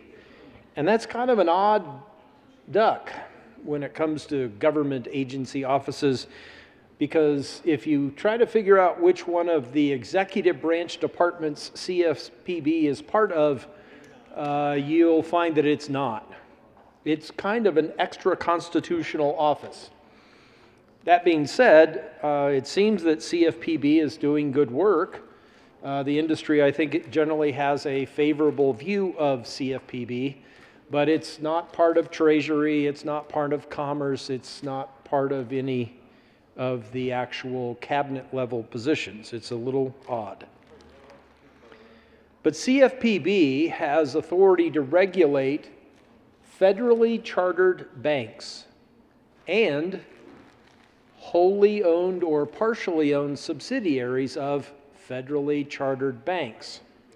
So, I think in a prior bill, a member asked how many of you rent, and a lot of us used to, but I think all of us now probably have a mortgage, or maybe you own a property free and clear. To whom do you make your monthly mortgage payment? If you know that name, is it part of a federally chartered bank? Maybe it is. If the answer is yes, this bill has nothing to do with the company that services your mortgage loan. Does anybody have a Colorado company who happens to represent a mortgage company or somehow acquired your mortgage, a local company that services your mortgage loan? And if the answer is yes, that's who we're talking about. Now, I see a lot of head shaking no. That's the important thing to understand about this bill. You're not talking about a bill that would regulate most of our mortgage servicers, whoever that is. Whatever entity, bank, or subsidiary of a bank that you make a mortgage payment to, if they're regulated by the federal government through CFPB, this bill has nothing to do with them. So, not here to disparage the bill, not here to question the sponsor. I just want you to understand what you are voting for and what you're not voting for. If your mortgage is held by a big federally chartered bank, and that's who you make your mortgage payment to, again, this bill has nothing to do with your mortgage or any mortgage that falls under that scenario, because we aren't allowed to regulate federally chartered banks or their subsidiaries. So, if we were to go in a time machine back to, say, the 1980s, or even the 1990s, or even the early 2000s, there were local mortgage companies and mortgage servicers who serviced mortgage loans here in Colorado. Now, there aren't very many of them. So if you're doing some sort of a non-conventional loan, if you can prove that you don't need the money and you need a large amount of money, maybe you'll find some company that does a mortgage for people like you. There's, I'm sure, many other scenarios. But if you're thinking about constituents who might go out and get their first mortgage loan, that's probably going to be something like an FHA loan. That's a government loan. And with almost every one of those mortgages, it's going to end up with a servicer that is part of a federally chartered financial institution, not these. So I'm going to be voting no because we're actually adding regulation to a very small universe, very few Colorado local companies that have made it through the foreclosure crisis, wholesale change in this industry, and somehow have found a way to continue to exist in Colorado. And I'm not interested in making life harder for them. Ask for a no vote. Seeing no further discussion, the motion is the adoption of House Bill 1282. All those in favor say aye. Those opposed say no. The ayes have it. House Bill 1282 is adopted. Will the clerk please read the title of House Bill 1283? House Bill 1283 by Representative Ricks and Hooton and Senator Fields concerning measures to address consumer protection concerns regarding vehicle towing. Senator Fields. Thank you, Mr. Chair. I move House Bill 1283 on second readings. And the Appropriations Committee report? And the appropriation reports just provides the funding for House Bill 1283. Is there any discussion on the Appropriations Committee report? Seeing none, the motion is the adoption of the Appropriations Committee report. All those in favor say aye. Those opposed say no. The ayes have it. The Appropriations Committee report is adopted. Any discussion on House Bill 1283? Seeing none, the motion is the adoption of House Bill 1283. All those in favor say aye. The ayes have it. All opposed say no. The ayes have it, and 1283 is adopted. Will the clerk please read the title of House Bill 1315? House Bill 1315 by Representative Harridan, Soper, and Senators Moreno and Gonzalez concerning eliminating certain monetary amounts a juvenile in the justice system is required to pay. Senator Gonzalez. Thank you, Mr. Chair. We move House Bill 1315 and ask for an aye vote. Any further discussion on House Bill 1315? Seeing none, the motion is the adoption of House Bill 1315. All those in favor say aye. All those opposed say no. The ayes have it, and House Bill 1315 is adopted. Will the clerk please read the title of House Bill 1321? House Bill 1321 by Representatives Kennedy and Weissman, Senators Moreno and Pedersen concerning voter transparency requirements to increase information about the fiscal impact of a statewide ballot measures that would result in a change in district revenue in connection with making an appropriation. Senator Moreno. Thank you, Mr. Chairman. I move House Bill 1321 and the Appropriations Committee report. The Appropriations Committee report. Thank you, Mr. Chairman. The Appropriations Committee made a slight adjustment, but added the funds to fulfill this bill. Any discussion on the committee report? Seeing none, the motion is the adoption of the Appropriations Committee report. All those in favor say aye. Aye. Those opposed say no. The ayes have it, and the Appropriations Committee report is adopted. There's an amendment of the desk. Will the clerk please read Amendment L11? Amendment L011. Senator Moreno. Thank you, Mr. Chairman. I move Amendment L011. To the amendment. Thank you, Mr. Chairman. Colleagues, this amendment the bill references Budget in Brief, which is a short document that is prepared by JBC staff every year.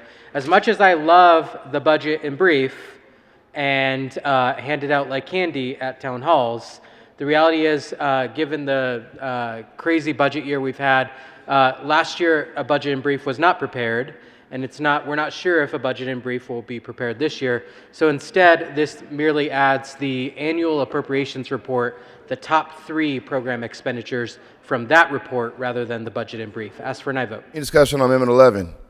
Senator Heisey. Thank you, Mr. Chairman. If this prevents the budget in brief from being printed or prepared, I urge a no vote. I missed that document. I was over there to get last year's and was told we didn't have it. Urge a no vote. Senator Moreno.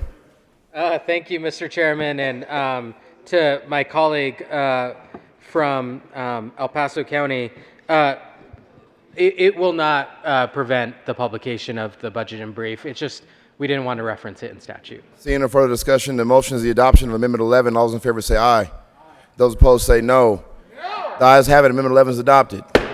Is there any further discussion on House Bill 1321? Seeing none, the motion is the adoption of House Bill 1321. All those in favor say aye. The opposed say no. The ayes have it. House Bill 1321 is adopted. Mr. Majority Leader, where are you?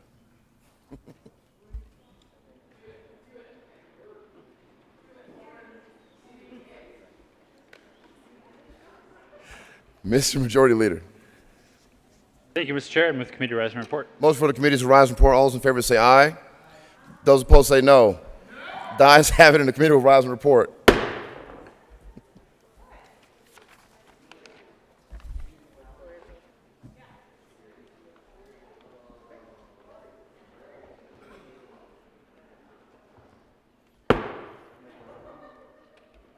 The Senate will come to order.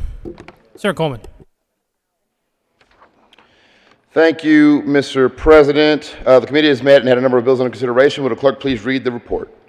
Mr. President, the committee of the whole begs leave to report out in consideration of the following attached bills being the second reading thereof makes the following recommendations thereon. Senate Bills 290 as amended, 292 as amended, passed on second reading, order and gross place and calendar for third reading, final passage. House Bill 1189, 1269 as amended, 1282 as amended, 1283 as amended, 1315, 1321 as amended, passed on second reading, order revised and placed in calendar for third reading, final passage.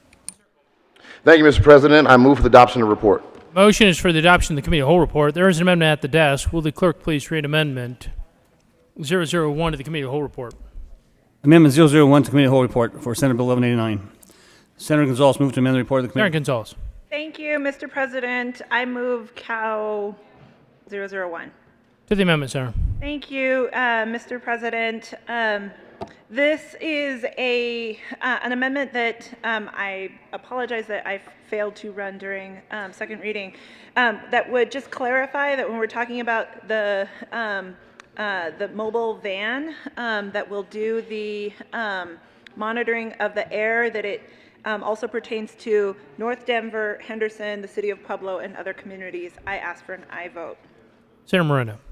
Thank you, Mr. President. And colleagues, an earlier draft of this amendment actually referenced the north side. And as much as the senator from the north side really enjoyed that, we thought it was important to get the actual language correct and make sure that it references the northern areas of the Denver metropolitan area, but also Henderson, Pueblo, and other communities that have these facilities. Is there further discussion? Seeing none, the motion before the body is the adoption of Amendment 001 to the committee of the whole. Are there any no votes? With 35 ayes, 0 noes, 0 absent, 0 excused, Amendment 001 is adopted. There is an amendment at the desk. Will the clerk please read Amendment 001 to the committee of the whole? Amendment 001 to committee of the whole. Senator Heisey. Thank you, Mr. President. I move L001, Committee of the Whole report. This is the one that ensures that the study considers the impacts on existing utility customers so the customers are not left holding the bag.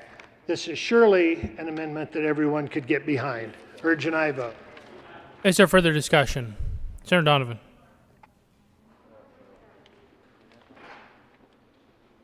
I ask for a no vote on Committee of the Whole Amendment 1.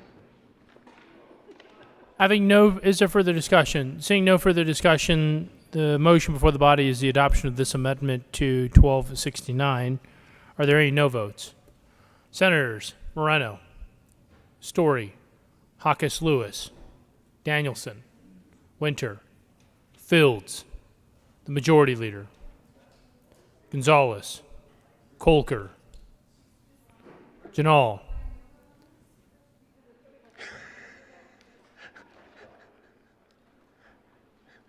Zenzinger, Patterson, Coleman, Lee,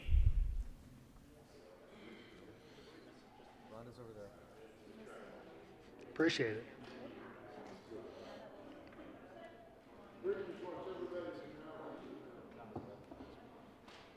Donovan, Rodriguez,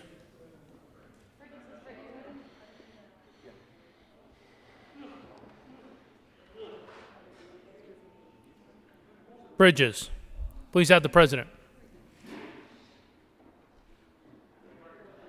With 17 aye votes, 18 no votes, 0 absent, 0 excused, that amendment is lost. There's an amendment at the desk. Will the clerk please read Amendment 002 to 1269? Amendment 002. Senator Heisey.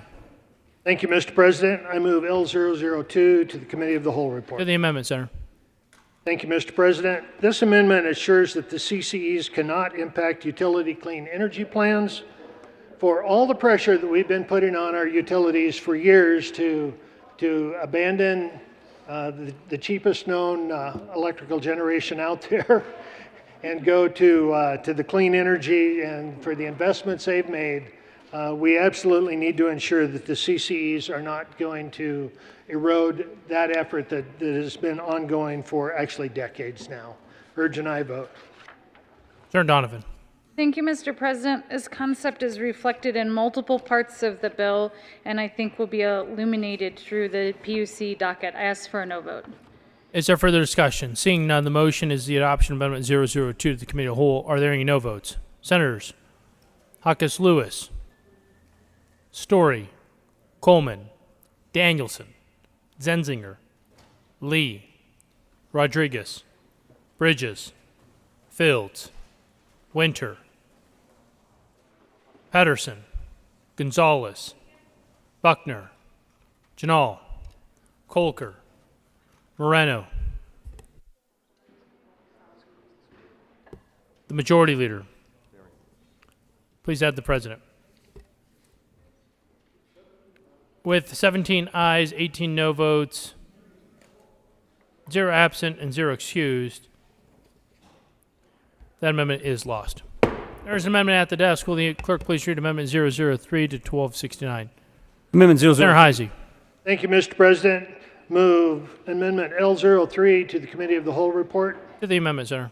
Thank you, Mr. President. This allows the study to evaluate other options in addition to CCEs. If we're going to do a study and if we're really looking for the best results, we need to be inclusive about this and not exclusive. We need to know what all of our options are. Would urge an aye vote. Is there further discussion? Senator Donovan.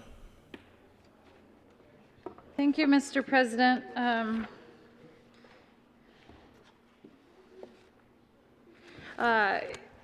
Again, this concept is, the bill is totally about the pros and cons, and so I think these types of discussions will and should come up in that process. Ask for a no vote on this, cow. Having no further discussion, the motion before the body is the adoption of Amendment 003. Are there any no votes? Senators Lee, Huckes Lewis, Fields, Danielson, Hansen, Moreno, Coleman, Pedersen, Story, Kolker, the Majority Leader, Winter, Gonzalez,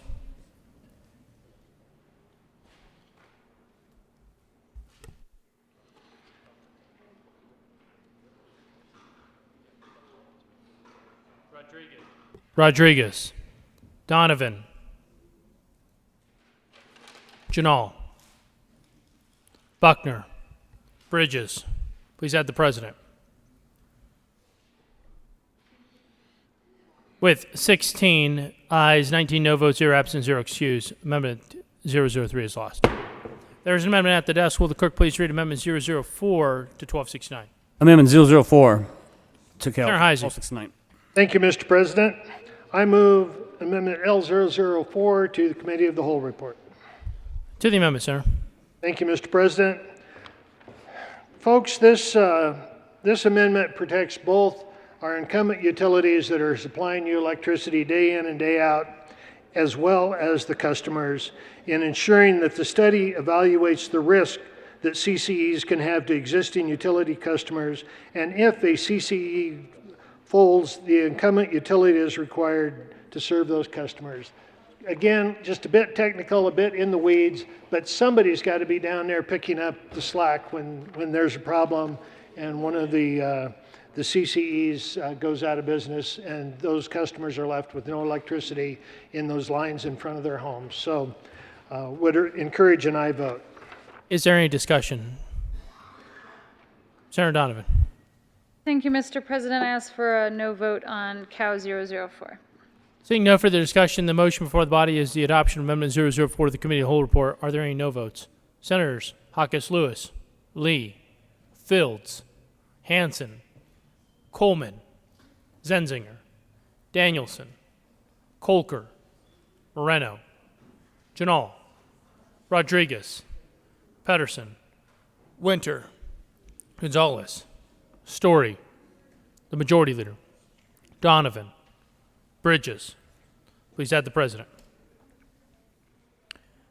With 16 aye votes, 19 no votes, 0 absent, 0 excused, Amendment 004 is lost. The motion before the body is the adoption of the committee whole report. Are there any no votes? With 35 ayes, 0 noes, 0 absent, 0 excused, committee whole report is adopted.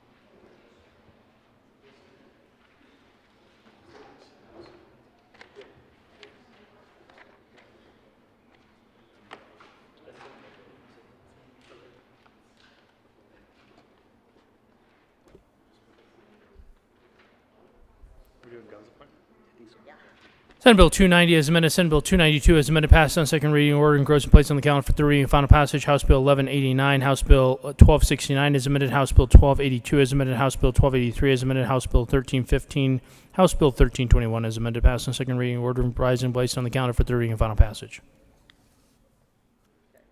Consideration of governor's appointments consent calendar. Will the clerk please read all of the appointments listed on the consent calendar? Members of the Colorado Board of Veterans Affairs for a term expiring June 30, 2024, Jasmine Walker Motopoli of Centennial, Colorado, Democrat and a veteran who has been honorably released or separated from the Armed Forces of the United States on occasion by the resignation of Norman E. Steen of Woodland Park, Colorado, appointed for a term expiring June 30, 2023. Lacey Galonka of Castle Rock, Colorado, an unaffiliated and a veteran who has been honorably released or separated from the Armed Forces of the United States on occasion by the resignation of Holly Caldwell of Park, Colorado, appointed. Mr. Majority Leader.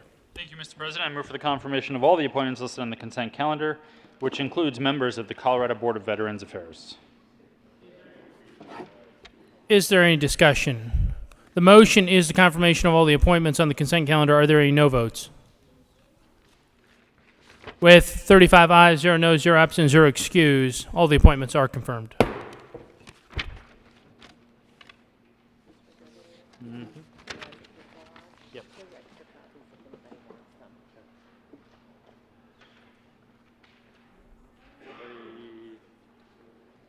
Consideration of House amendments. Will the clerk please read the title to Senate Bill 039? Senate Bill 39 by Senators Zenzinger and Heisey and Representative Caraveo and Pelton concerning the elimination of sub-minimum wage employment by providing supports to ensure successful transitions for individuals currently working in sub-minimum wage jobs and in connection there with making appropriation. Senator Zenzinger. Thank you, Mr. President. I move that the Senate concur I'm looking for your support here. with the House amendments. Will the good senator from Jefferson County please tell us why we should concur with House amendments to Senate Bill 039? Yes, Mr. President. The House actually did a couple of good things. I know it's hard to believe, but they added some data tracking, and that's always a good thing. They also added some reporting requirements. And then most notably, what they did is they moved oversight of the transition plans over to HCPUF, which reduced the fiscal note. So I think we're going to go with the House amendments for those reasons. Here's another thing. It actually took the FTE away from CDLE. So there you go. We are making government smaller, and we ask for your aye vote. Is there further discussion? Seeing none, the motion before the body is that the Senate concur with House amendments on Senate Bill 039. Are there any no votes? With 35 ayes, 0 noes, 0 absent, 0 excused, that motion is adopted. Senator Zenzinger. Thank you, Mr. President. I move for the repassage of Senate Bill 39, and I ask for your aye vote. The motion is for the repassage of Senate Bill 039. Are there any no votes? With 35 ayes, 0 noes, 0 absent, 0 excused, Senate Bill 039 is repassed. Co-sponsors. Will the clerk please read the title to Senate Bill 063? Senate Bill 63 by Senator Sonnenberg and Fields and Representative Hooton and Pelton concerning an expansion of the ability of an existing association consisting of multiple employers to offer health care benefits to the members of the association in connection with making an appropriation. Senator Fields. Thank you, Mr. President. We move that the Senate concur with the House amendments to Senate Bill 63. Will the good senator please tell us why we should concur with House amendments on Senate Bill 063? Senator Sonnenberg. Thank you, Mr. President. They made a couple of changes. On page 2, they clarified the waivers. On page 4, we allowed the commissioner a little more authority to increase the reserves for the insurance. On page 5, 6, and 7, we talked about clarifies the types of coverages.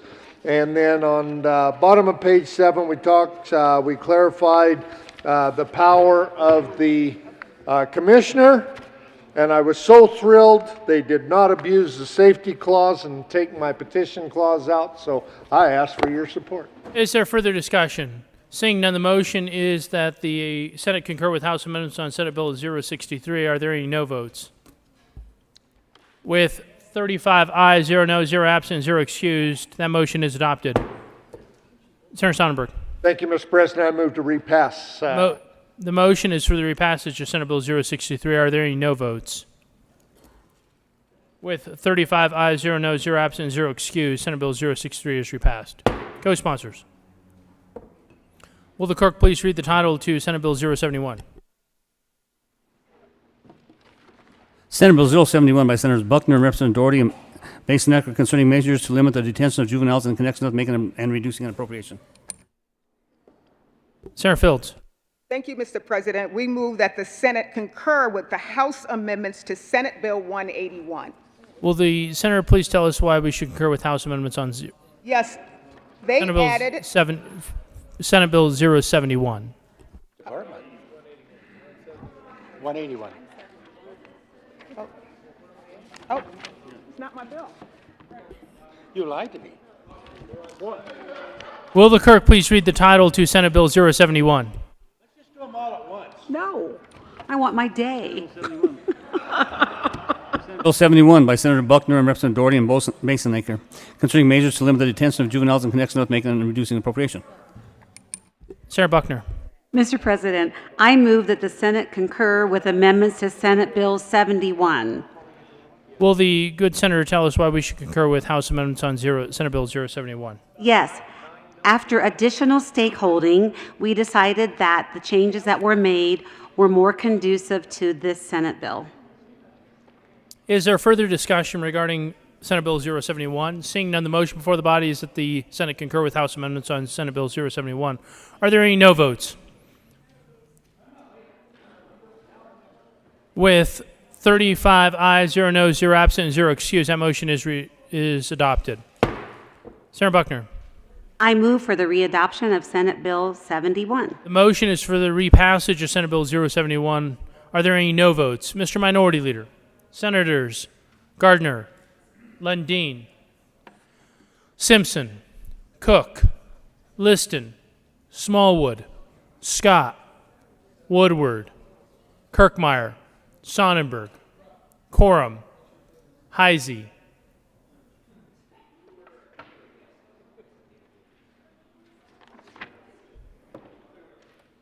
With 22 ayes, 13 no votes, 0 absent, and 0 excused, Senate Bill 071 is repassed. Co-sponsors. Will the clerk please read the title to Senate Bill 081? Senate Bill 81 by Senator Colker and Representative Michaelson Janae concerning procedural measures to prevent the misuse of the Safe to Tell program. Senator Colker. Thank you, Mr. President. I move that the Senate concur with the House amendments to Senate Bill 81. Would the good senator from Centennial please tell us why we should concur with House amendments on Senate Bill 081? Thank you, Mr. President. The Senate or the House made an amendment to add a description of what could happen with Safe to Tell and promote the materials to schools and students within those schools. So basically just making this more transparent to everyone with it that could be using Safe to Tell. Is there any discussion? Seeing none, the motion before the body is that the Senate concur with House amendments on Senate Bill 081. Are there any no votes? With 35 ayes, 0 noes, 0 absent, 0 excused, that motion is adopted. Senator Colker. Thank you, Mr. President. I move for the repassage of Senate Bill 81. Motion is for the repassage of Senate Bill 081. Are there any no votes? With 35 ayes, 0 noes, 0 absent, 0 excused, Senate Bill 81 is repassed. Co-sponsors.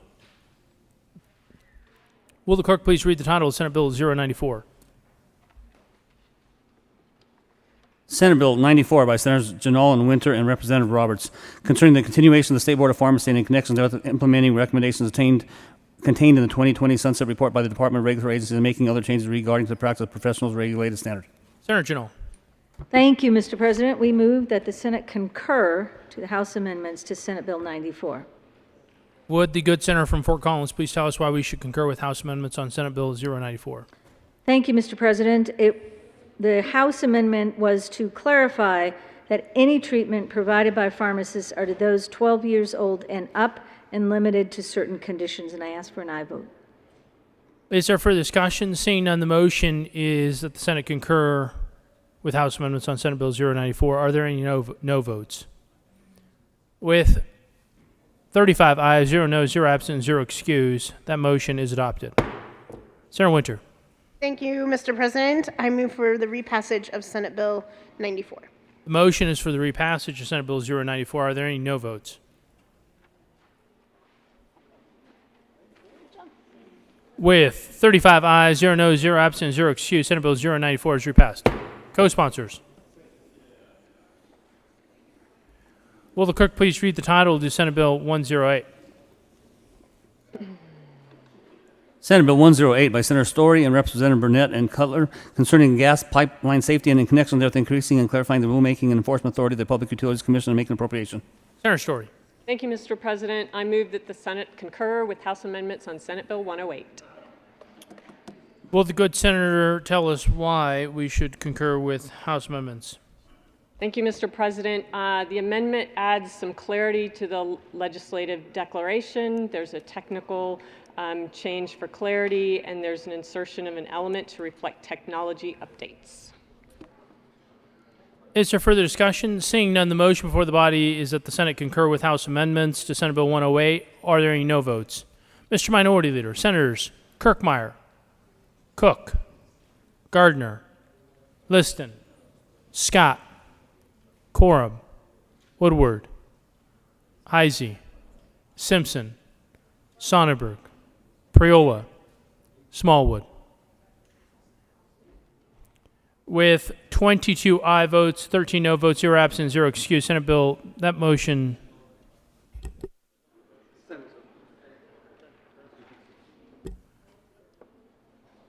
is adopted. Senator Colker. I left too early. Senator Story. Thank you, Mr. President. I move for the repassage of Senate Bill 108. The motion before the body is the repassage of Senate Bill 108. Are there any no votes? Senators Sonnenberg, Lundin, Gardner, the Minority Leader, Scott, Cook, Heisey, Simpson, Liston, Priola, Woodward, Smallwood, Kirkmeyer, Coram. With 21 ayes, 14 no votes, 0 absent, 0 excused, Senate Bill 108 is repassed. Co-sponsors. Will the clerk please read the title to Senate Bill 128? Senate Bill 128 by Senator Colker and Representative Lundin concerning modifications to the administration of the nursing home penalty cash fund in connection therewith, making and reducing appropriations. Senator Coker. Thank you, Mr. President. I move that the Senate concur with the House amendments to Senate Bill 128. Would the good senator from Centennial please tell us why we should concur with House amendments on Senate Bill 128? Thank you, Mr. President. The House, in response to the need for administration of this grant program, increased the appropriation to 10% of the dispersed grants, but decreased the fiscal note by $200,000, and emphasized in the grant program that they will work to improve nursing facility innovation and quality with the goal of reducing future penalties. Is there further discussion? Seeing none, the motion before the body is that the Senate concur with House amendments on Senate Bill 128. Are there any no votes?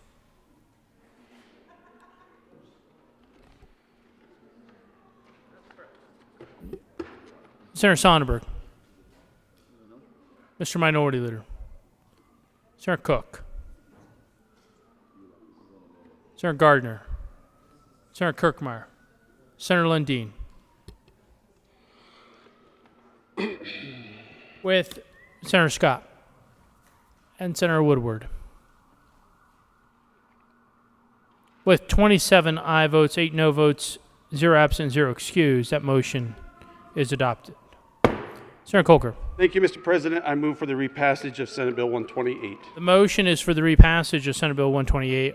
Are there any no votes? Senators Sonnenberg, Mr. Minority Leader, Gardner, Cook, Scott, Woodward, Quorum, Lundeen, Rankin, Kirkmeyer, Liston, Heisey, Smallwood. With 22 aye votes, 13 no votes, 0 absent, 0 excused, Senate Bill 128 is repassed. Co-sponsors. Will the clerk please read the title to Senate Bill 138? Senate Bill 138 by Senators Coleman and Representatives Sandridge and Bacon concerning measures to improve the support of persons in the criminal justice system with a brain injury and in connection with making an appropriation. Senator Coleman. Thank you, Mr. President. I move that the Senate concur with the House amendments to SB 138. Would the good senator from Denver please tell us why we should concur with House amendments on Senate Bill 138? Thank you, Mr. President. The House amended an appropriation of the bill and I ask for an aye vote. Is there further discussion? Seeing none, the motion is that the Senate concur with House amendments on Senate Bill 138. Are there any no votes? With 35 ayes, 0 noes, 0 absent, 0 excused, that motion is adopted. Senator Coleman. Thank you, Mr. President. I move for the repassage of Senate Bill 138. Motion is for the repassage of Senate Bill 138. Are there any no votes? With 35 ayes, 0 noes, 0 absent, 0 excused, Senate Bill 138 is repassed. Co-sponsors. Will the clerk please read the title to Senate Bill 151? Senate Bill 151 by Senators Buckner and Rankin and Representatives Young and Rich concerning transparency and reading programs implemented in public schools and in connection with making an appropriation. Senator Buckner. Thank you, Mr. President. I move that the Senate concur, where am I? Oh, with House amendments to Senate Bill 151. Is there any discussion? Seeing none, the motion is that the Senate concur with House amendments on Senate Bill 151. Are there any no votes? With 35 ayes, 0 noes, 0 absent, 0 excused, that motion is adopted. Senator Buckner. Yes, Mr. President. The amendment made it easier for parents to access information on the website for CDE, and it made the bill a more satisfactory bill. Oh, I move for the readoption of Senate Bill 151. Motion is for the repassage of Senate Bill 151. Are there any no votes? With 35 ayes, 0 noes, 0 absent, 0 excused, Senate Bill 151 is repassed. Co-sponsors. Will the clerk please read the title of Senate Bill 156? Senate Bill 156 by Senators Garcia and Representative Mullica concerning the creation of a pilot grant program for the use of nurses in 911 dispatch to help divert incoming 911 calls that do not require emergency medical service to other types of medical care in connection with making an appropriation. Mr. Majority Leader. Thank you, Mr. President. This bill had some major problems when it left this chamber. I don't know who wrote it, but it's good that it came back because I move that the Senate concur the House amendments to Senate Bill 156. Mr. Majority Leader, would you please tell us all the great work that the House did on this bill? Thank you, Mr. President. Would you like to tell us all the great work that, Mr. President, it seems that there was a date change from July to September. Having no further relevant discussion, or is there any other discussion? Seeing none, the motion before the body is that the Senate concur with House amendments on Senate Bill 156. Are there any no votes? With 35 ayes, 0 noes, 0 absent, and 0 excused, that motion is adopted. Mr. Majority Leader. What would happen if I just don't move it? Thank you, Mr. President. I move for the repassage of Senate Bill 156. The motion is for the repassage of Senate Bill 156. Are there any no votes?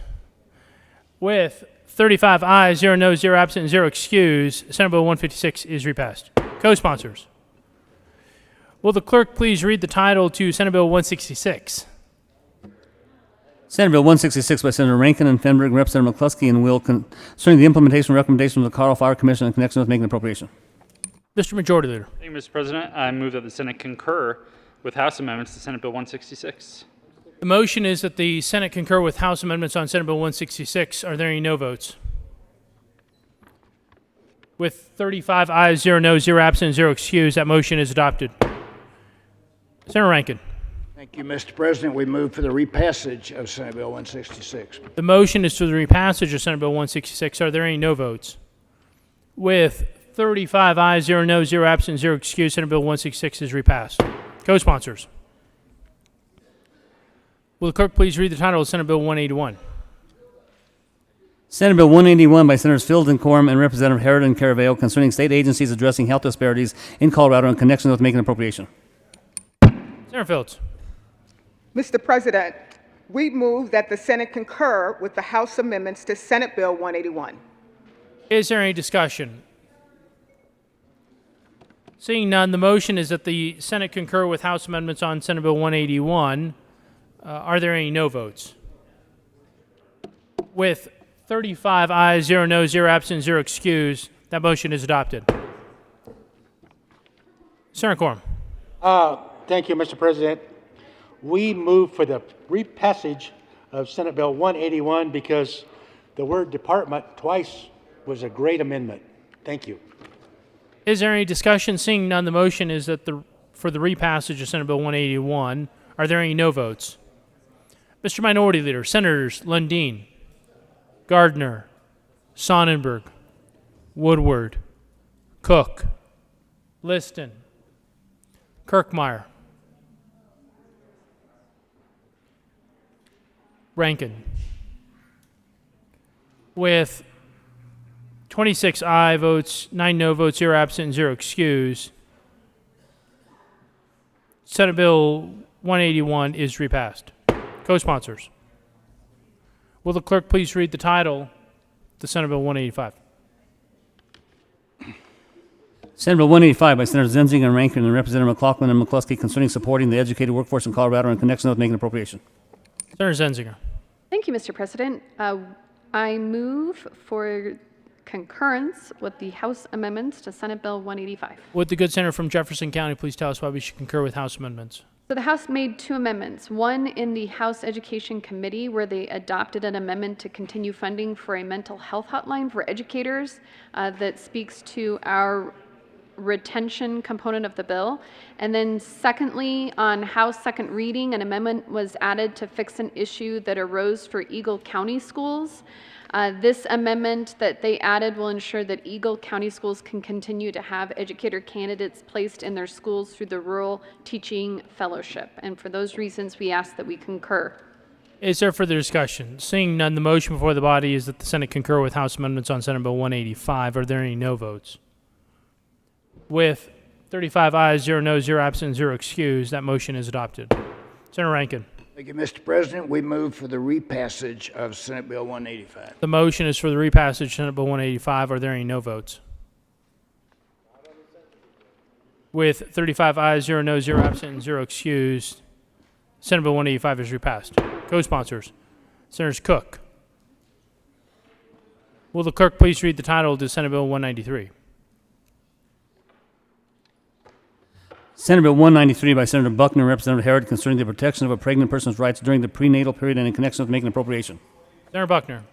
Thank you, Mr. President. I move that the Senate concur with House amendments to Senate Bill 193. Would the good senator from Aurora please tell us why we should concur with House amendments? Yes, all amendments were agreed upon and offered after significant engagement with stakeholders. There was an amendment worked on with Children's Hospital, Denver Health, and the pediatricians to balance the physiological needs of newborns and give flexibility for the professionals to step in if medically necessary. Also, there was another agreement between COPIC and the nurse midwives to address the difficulty midwives have in obtaining liability insurance. The last amendment addressed the transition between a midwife and hospital medical providers. This amendment was worked out with the Colorado Hospital Association. I am asking for an aye vote. Is there further discussion? Seeing none, the motion is that the Senate concur with House amendments on Senate Bill 193. Are there any no votes?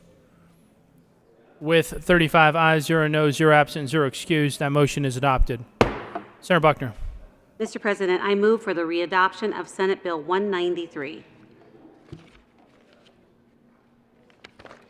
The motion is for the repassage of Senate Bill 193. Are there any no votes? Mr. Minority Leader, Senators Lundin, Gardner, Cook, Simpson, Heisey, Liston, Sonnenberg, Kirkmeyer, Quorum, Woodward, Scott, Smallwood. With 22 ayes, 13 no votes, 0 absent, and 0 excused, Senate Bill 193 is repassed. Co-sponsors.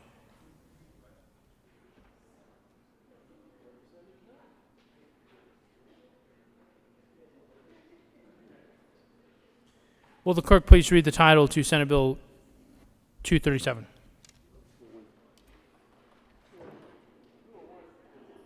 Excuse me, will the clerk please read the title to Senate Bill 201? Senate Bill 201 by Senators Danielson and Pedersen, Representative Young and Basonecker, concerning stricter enforcement for child care facilities and in connection with making an appropriation. Senator Danielson. Thank you, Mr. President. We move that the Senate concur with House amendments to Senate Bill 201. Will the good senator from Wheat Ridge please tell us why we should concur with House amendments? Thank you, Mr. President. The House uncovered some technical cleanups that were necessary, simple things that improve the bill, and I urge an aye vote. Is there further discussion? Seeing none, the motion is for the Senate to concur with House amendments on Senate Bill 201. Are there any no votes?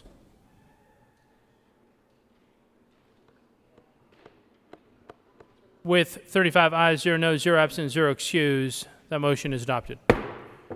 Senator Danielson. Thank you, Mr. President. We move for the repassage of Senate Bill 201, the Ellie Matthews Act for increased safety in child care. The motion is for the repassage of Senate Bill 201. Are there any no votes? With 35 ayes, 0 noes, 0 absent, 0 excused, Senate Bill 201 is repassed. Co-sponsors. Will the clerk please read the title to Senate Bill 237? Senate Bill 237 by Senators Donovan, Representative McCluskey, and Lynch concerning creation of the Colorado Forest Health Council and the Department of Natural Resources and in connection therewith repealing the Forest Health Advisory Council within the State Forest Service and making an appropriation. Senator Donovan. Thank you, Mr. President. I move that the Senate concur with House amendments to Senate Bill 237. The motion is that the Senate concur with House amendments on Senate Bill 237. Will the good senator from Vail please tell us why we should concur? Thank you, Mr. President. We changed the membership of the Health Council, of the Colorado Forest Health Council. Is there further discussion? Seeing none, the motion is that the Senate concur with House amendments on Senate Bill 237. Are there any no votes? With 35 ayes, 0 noes, 0 absent, 0 excused, that motion is adopted. Senator Donovan. Thank you, Mr. President. I move for the repassage of Senate Bill 237. The motion is for the repassage of Senate Bill 237. Are there any no votes?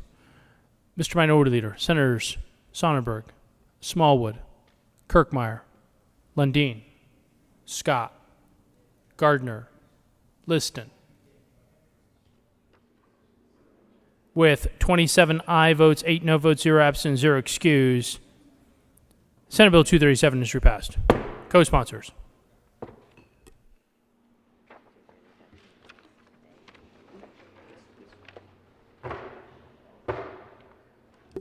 Introduction of bills. House Bill 1111 by Representative McKean and Senators Bridges and Gonzalez concerning the possession of certain personal information by governmental entities. Finance. House Bill 1322 by Representative Snyder and Titone and Senators Pedersen concerning the restructuring of the gasoline and special fuel tax. Finance.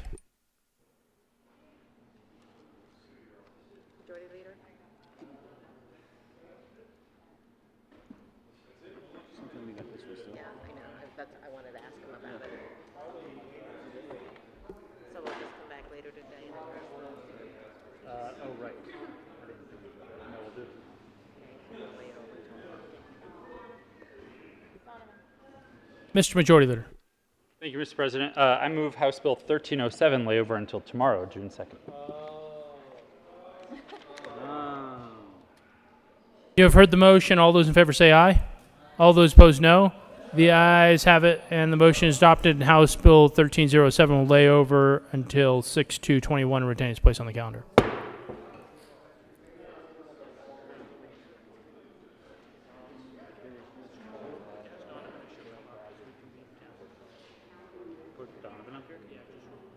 Donovan.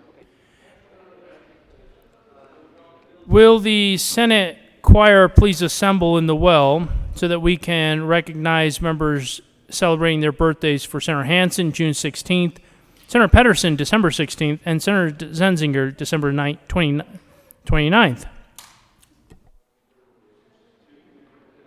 We're the only ones that are there.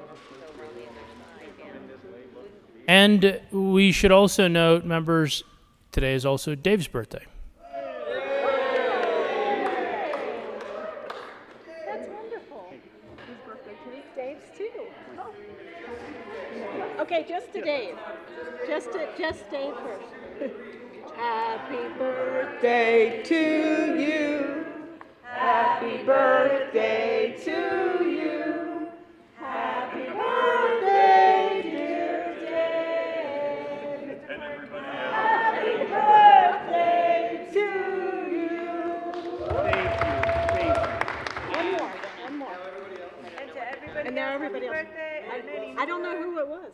Who was it? Hansen, Pedersen, Hansen, Pedersen. Zenzinger, and Zenzinger. Pedersen. Hansen, Pedersen, Zenzinger. It sounds like a law firm. Happy birthday to you. Happy birthday to you. Happy birthday, dear Hansen, Pedersen, Zenzinger. Happy birthday to you.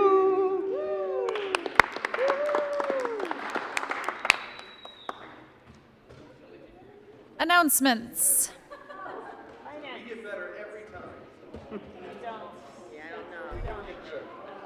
Senator Pedersen for an announcement.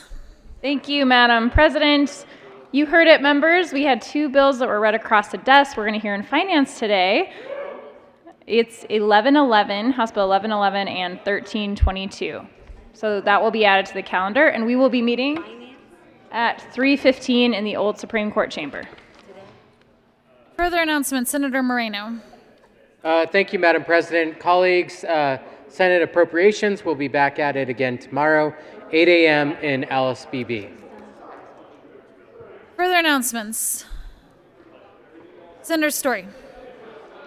Thank you, Mr. President. The Capital Development Committee will meet tomorrow morning, June 2nd at 7:30 a.m. in Senate Committee Room 357, Brutal. And we have a number of issues on the docket, and so I hope you will join us then. Minority Leader Holbert. Thank you, Madam President. I request a moment of personal privilege. Granted. Thank you, Madam President. Members, if you had time Sunday evening, you may have tuned in to watch the Colorado Avalanche squeak by the Vegas Golden Knights the the Vegas Knights. Understandably, with a week off, the Avs are a little rusty, a little flat-footed, and they only squeak by the Golden Knights by a score of 7-1. Go Avs! And in discussions with the majority leader, we are hoping that we will not be on the floor or in committee tomorrow at 8 p.m. when Game 2 begins. Go Avs! Go Avs. We also have a discussion that if they make it into the trophy round, that we rename Ball Arena to Puck Arena. But that is to be determined. Majority Leader. Thank you, Madam President. We may have a few things to read across, depending on if the House finally gets to work. So we'll keep the desk open for a little while. We will not be coming back to do floor work this afternoon, unless you really want to. Unless you're on a committee, feel free to go home, skedaddle. Madam President, I move that the Senate recess until 3:30 today. You have heard the motion. All those in favor say aye. Opposed, no. The ayes have it, and the Senate will stand in recess until 15:30.